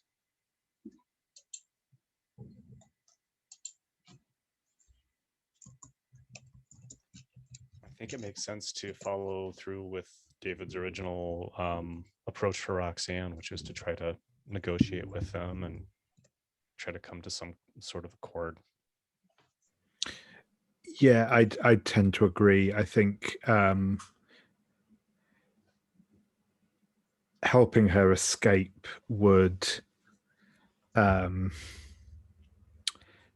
potentially only forestall the problem, and also mean that things are likely to be even more heated when they do catch up with her. And also that would be us directly acting against the Storm Coven, whereas if we go as kind of a third party and try and negotiate things, that's sort of better from our perspective, just in general, I think. Okay, yeah, cool. I just didn't want to suggest that this was the only way you could solve the problem. Okay, cool. So, time to visit the bar, or time to look for some kind of visit from them, or what's the approach going to be? So David, last time we visited their bar, and it wasn't fun there. So I think we should maybe seek a different venue. If we're gonna, I'm assuming we're gonna have to interact with Marshal Pete again, and Mara is probably, even though she's, you know, part of our coven, I think she's not going to. She doesn't like to interact with her father, and it doesn't seem to go well when they interact. So I think that she's not going to be valuable to have there. So maybe if there's like a neutral ground that we could meet at. Yeah. Yeah, so I'm sure there's some place, you know, maybe set aside for just this very purpose, or maybe it's just, you know, hey, let's meet in this park, or let's meet in this kind of town hall or room in a community center or something like that. You know, there's what do you think, David? Is there a place specifically for these kinds of encounters, or is it just something ad hoc? I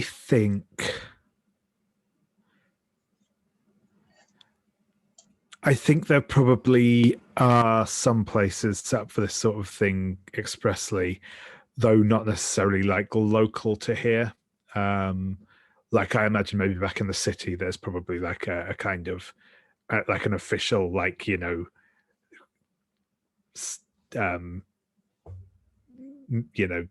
neutral territory that's like run by the Seven, or, you know, something like that.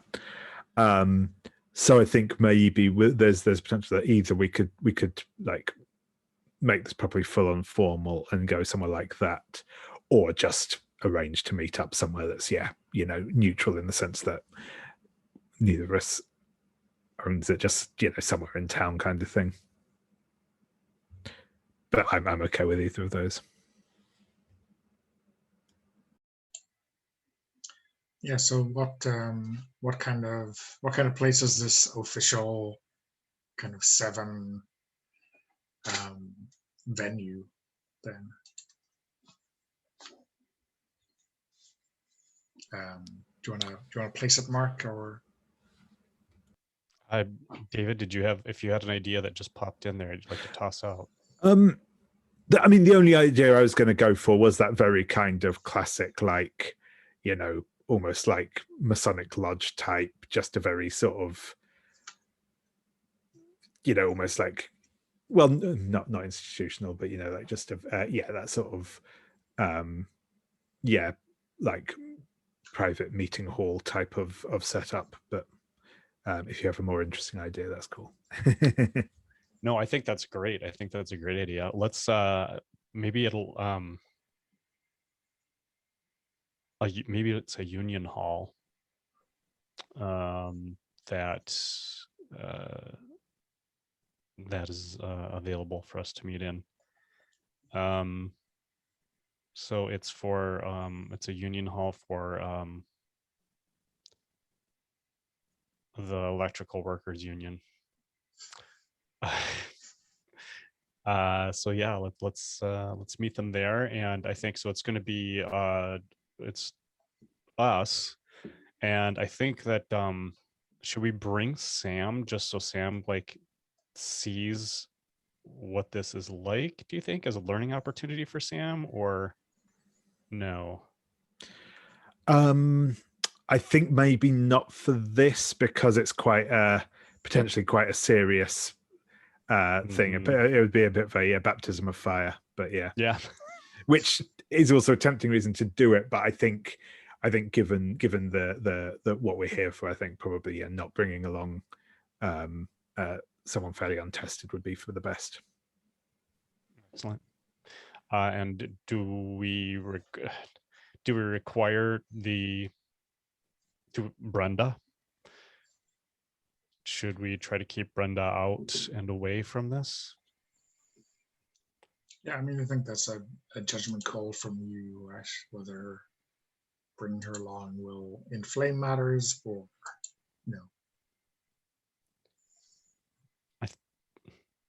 or if she is a party to dispute, she should really be here. Like, so I don't mind what decision you make, but it either way, it's going to be kind of important, right? For drama purposes, it feels like we should have her there. But if I was doing this and if I was really doing this, I would not want her there. But I think for drama purposes, she needs to be there. Yeah, I think that's fair. I think that's my thoughts are very similar. Yeah. Okay.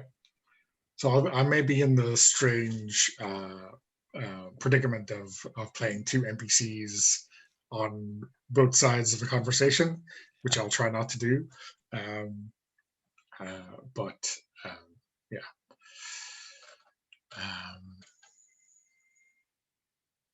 And like, what's the invitation like? I presume you contact the Seven, and then they send out a formal kind of invite to both parties to discuss the matter at hand. What have you told them this is about? Did they come here knowing exactly that this is about Brenda's shenanigans, or is this more of a surprise? Well, first of all, I think it's unfair to label them as shenanigans, Donna. That makes them seem frivolous. Shenanigans. Oh, it's much more serious than shenanigans. Yeah. But I think that we'll let them know that we want to discuss the conflict that they're in with Brenda, and try to come to a solution that everyone can be satisfied with. Yeah, David. Yeah. I'm so winging this. Yeah, so basically something to that effect. and that we're going to impress upon Brenda that she should not speak up Okay. at all. We'll make a point. There's a scene where we're telling her not to say anything. I think, and of course she'll probably break that, but the scene has to be there where we're telling her not to speak. Yeah. Under no circumstances wave a red flag to this bull. Exactly. Okay. I mean, I think it's the same chapter, right? I mean, although there's like some time in between, obviously, it still feels like it's a mission chapter, unless you feel like there's a little bit of well, it could be a milestone, right? Because you're dealing with some serious issues, and there'll be like an outcome after it. So maybe it's a milestone.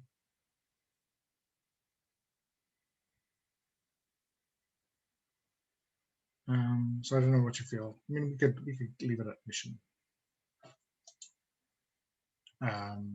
Is there something about making it a milestone? I guess I should look at the. Yeah, I guess a milestone is like the end or of a story or an arc within a story. You're kind of confronting something with a lot at stake. So I guess it's a kind of a finale. It's more of a finale chapter. I could see it being a milestone. Yeah. So I guess you get to choose your aspect again at the start of the chapter, depending on whether you feel like you're changing it or not.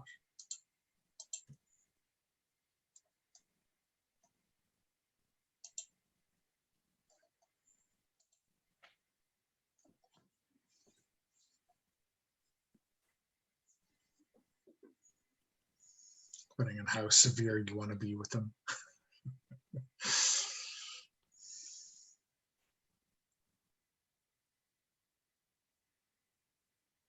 Okay. So, I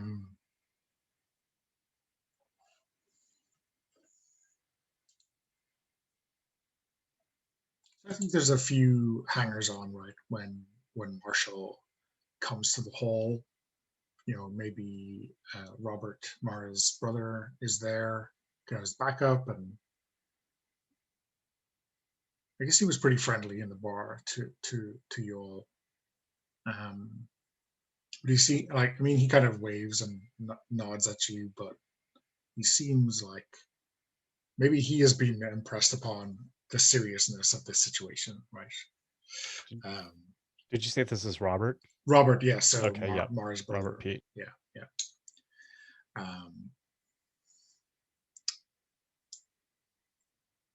And yeah, Marshall is trying not to be angry,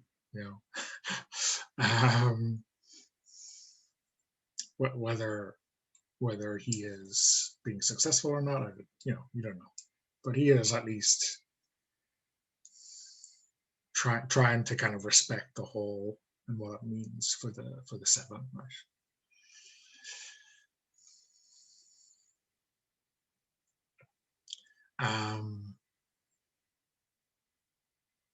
What's your for Miranda? I guess he had a bristly interaction, right? But you followed his advice to a certain extent, right? Yes. Do we think that kind of news has gotten around, or? Yeah, I think that he's probably aware of that at this point. Okay.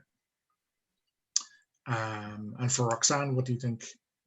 If you've met Mara's father before, what kind of interactions do you think you've had with him? Yeah, I don't think I have particularly met him before. I may have made his acquaintance, but I don't think anything more than that.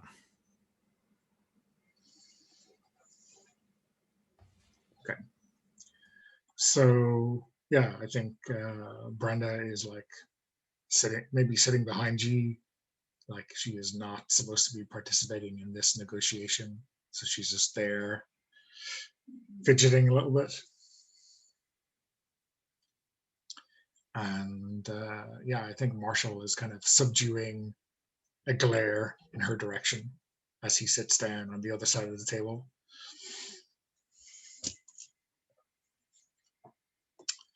But yeah, he wants to get down to brass tacks pretty quickly. So what's going on?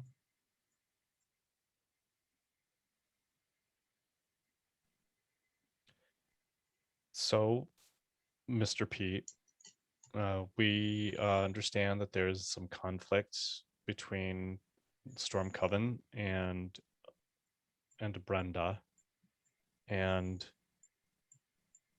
we want to help move past that. And maybe you could explain what it is that you're looking for from her. Well, when someone takes actions that harm you, your interests, your activities, your important activities, what do you usually look for, Miss Castillo? Well, I think what I just want to understand, you must have something specific in mind that you want. Well, if she could restore the bonds she has broken, I think we could live with that.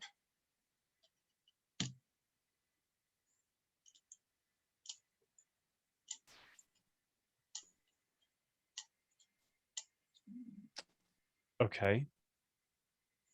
So really all you're looking for is to have the bonds restored to two, is that correct? To two elemental spirits? To like all of the spirits whose bonds she broke. How many is that? A few dozen, I guess. A few dozen. Okay. Few dozen. Okay. So out of character, did she indicate to us that it was two? No. I remember I said at the very start of the conversation she had mentioned two, but then like as she gave you more details, certainly in the kind of frank discussion, it was quite a few, right? Okay. Right. So, I mean, if you've discussed the full details, this won't be a surprise, right? Right. And we have. I just misremembered it. And I think at this point, so Roxanne's going to say, unfortunately, Mr. Pete, the actions that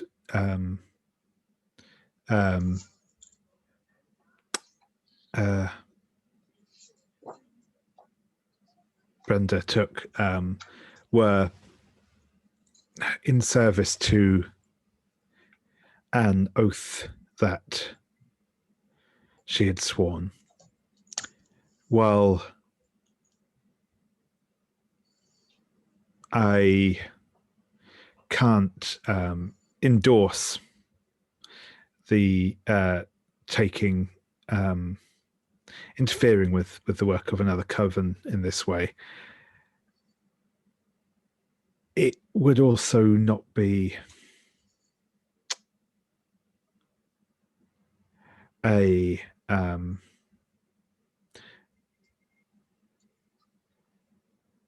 reasonable on the part of Brenda and her obligations to reverse what she has done. So, that being the case, what else could we do to try and fix this problem? To what purpose were these spirits being used, and how can we help with that? well, the reason we bind spirits for these very tasks is because it is trivial, almost trivial for them to do the tasks and not trivial at all for us.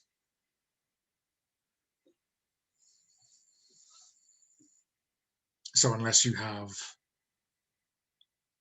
several dozen witches who can be at our beck and call,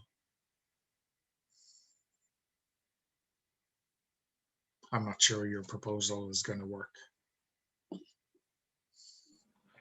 I may be able to help in the construction of new servitors to replace those bound spirits. And I think at this point, she will glance over to Brenda and say, I believe that Brenda's objections to the confinement of the spirits was based on the fact that they were spirits that had been obviously bound into this, natural spirits have been bound into this task. I might be able to, as I say, create new servitors if there is a particular, if there are particular tasks that you have that these spirits were being used for.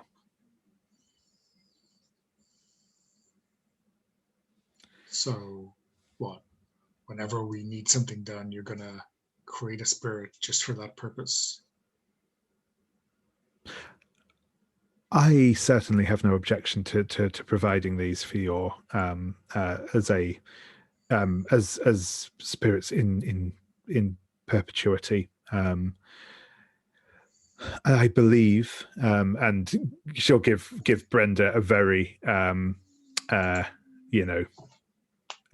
meaningful glance at that point, that Brenda would not object, as these spirits are not natural spirits bound in service, but spirits created for the express purpose of serving the tasks to which you wish to put them. So, like, Brenda is probably looking sheepishly at her shoes right now, maybe biting her tongue, maybe maybe taking your advice to heart. Yeah. So what do you think this is? Is this, like enforcing your will, or kind of protecting Brenda, or kind of navigating Marshall to kind of see things your way? There's a lot of different. Yeah. I think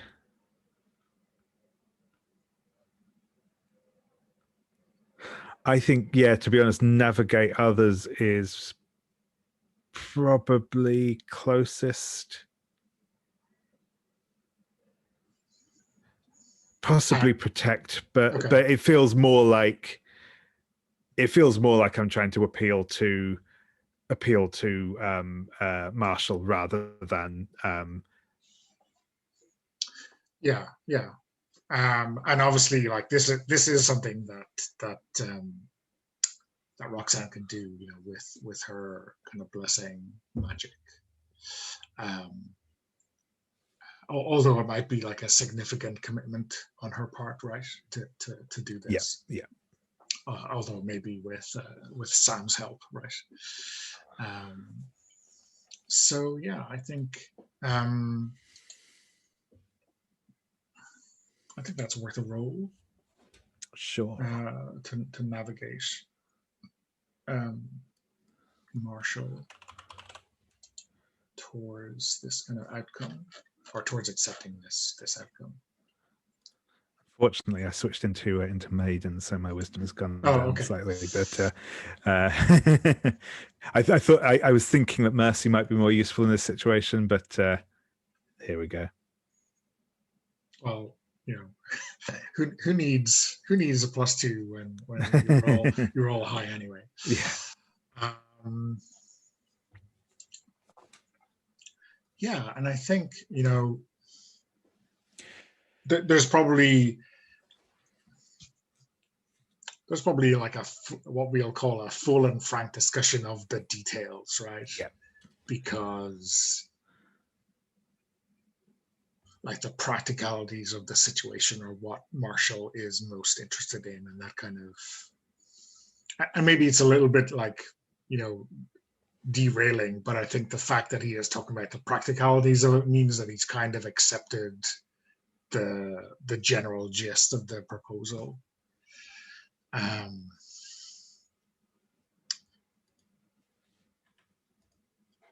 you want to add anything to that from Miranda's point of view? No, I think that I think that that's played out beautifully, and it was an excellent approach, and got where we wanted to be. So well done. Yeah, and I think, you know, maybe you've got to cut off the kind of practical discussion for another day, but you know, he kind of accepts that proposal. I mean, it's a lot easier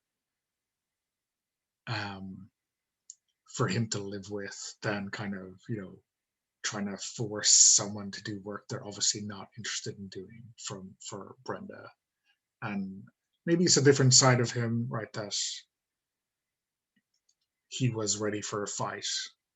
That wouldn't have surprised Miranda for sure. But you know, when it comes down to it, he's really interested in what he can do for witches and not kind of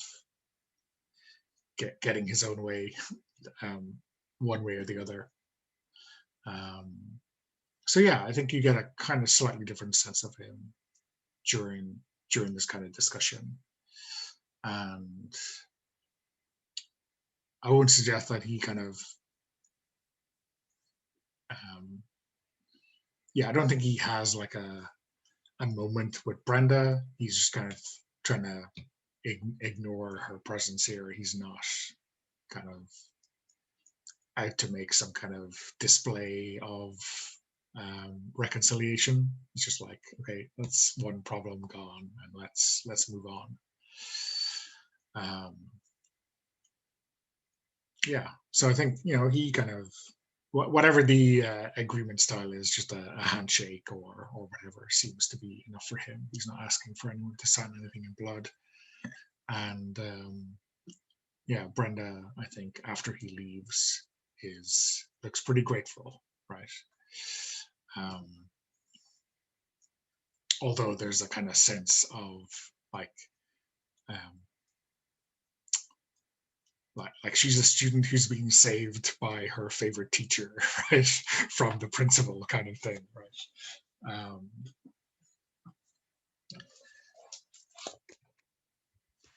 Wow, that was remarkable. Like I don't know, what to say.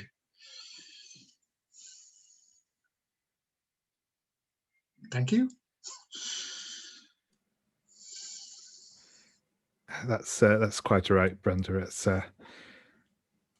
we all do what we can. So moving forward, though, Brenda, we have an understanding that you're going to stay clear of the Storm Coven. Yeah, that's fair. All right. Because we won't be able to do this a second time. Roxanne is going to be plenty busy being at their beck and call to begin with. I guess I owe you. I mean, that's if that exactly, wasn't understood, I guess I better say it, right? Yes, you owe us a debt. No, I'm sorry. Started moving down the wrong game there. No, we'll remember this, and you know, if we need some help, we'll find a way to reach you.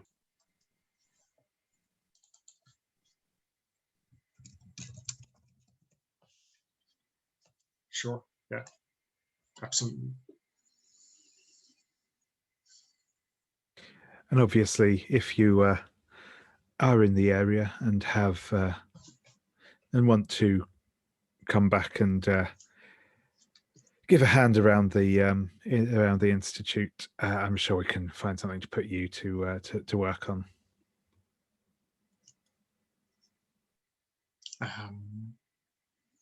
Yeah, I might take you up on that. When can I start? I guess it's a subtext, right? I think, what you've noticed about her, obviously, is that she's being on the precipice of this kind of darker road, and, having pulled her back off the edge, she maybe wants a quiet life for the foreseeable.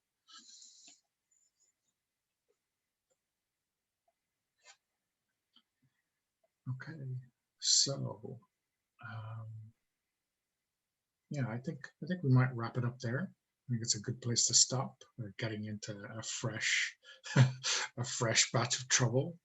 Any kind of closing scene or anything we want to see of our two witches tonight? Mark, you're unmuted, so we'll go to you first for Miranda. All right, there's the advantage. I think that we will. I think that we'll actually see Brenda moving into some faculty housing that we have available. So I think we followed through on that, and she's getting her stuff into that. If that's okay with you, David, we'll go ahead and get her set up there, and maybe she'll come into play sooner rather than later. And I think that Miranda is trying to see what she can do to having a discussion at some point with Roxanne about how she can help out, because she knows that Roxanne has taken on a pretty significant task going forward. So whatever Miranda can do to help you and kind of alleviate some of that additional load, she wants to help with. And that's, yeah, I think that those are the two quick little bites that we get from my point of view there at the end. Okay, great. David, how about Roxanne? Yeah, I think just the last little bit that we see of Roxanne, I think is she is in, yeah, like the I think we see her back in that work room that we saw in the first episode, the sort of stone carved room. She's got kind of, again, some braziers of incense burning and sigils drawn out on the ground, and we see kind of I think maybe there's a kind of a fairly a sort of clay sculpture that oh no, in fact, yeah, I think maybe this is we maybe get like kind of an initial an initial shot before this of her actually like working in the pottery with Susan, crafting these sort of clay figurines, and then we cut to the shot of her sort of enchanting it in the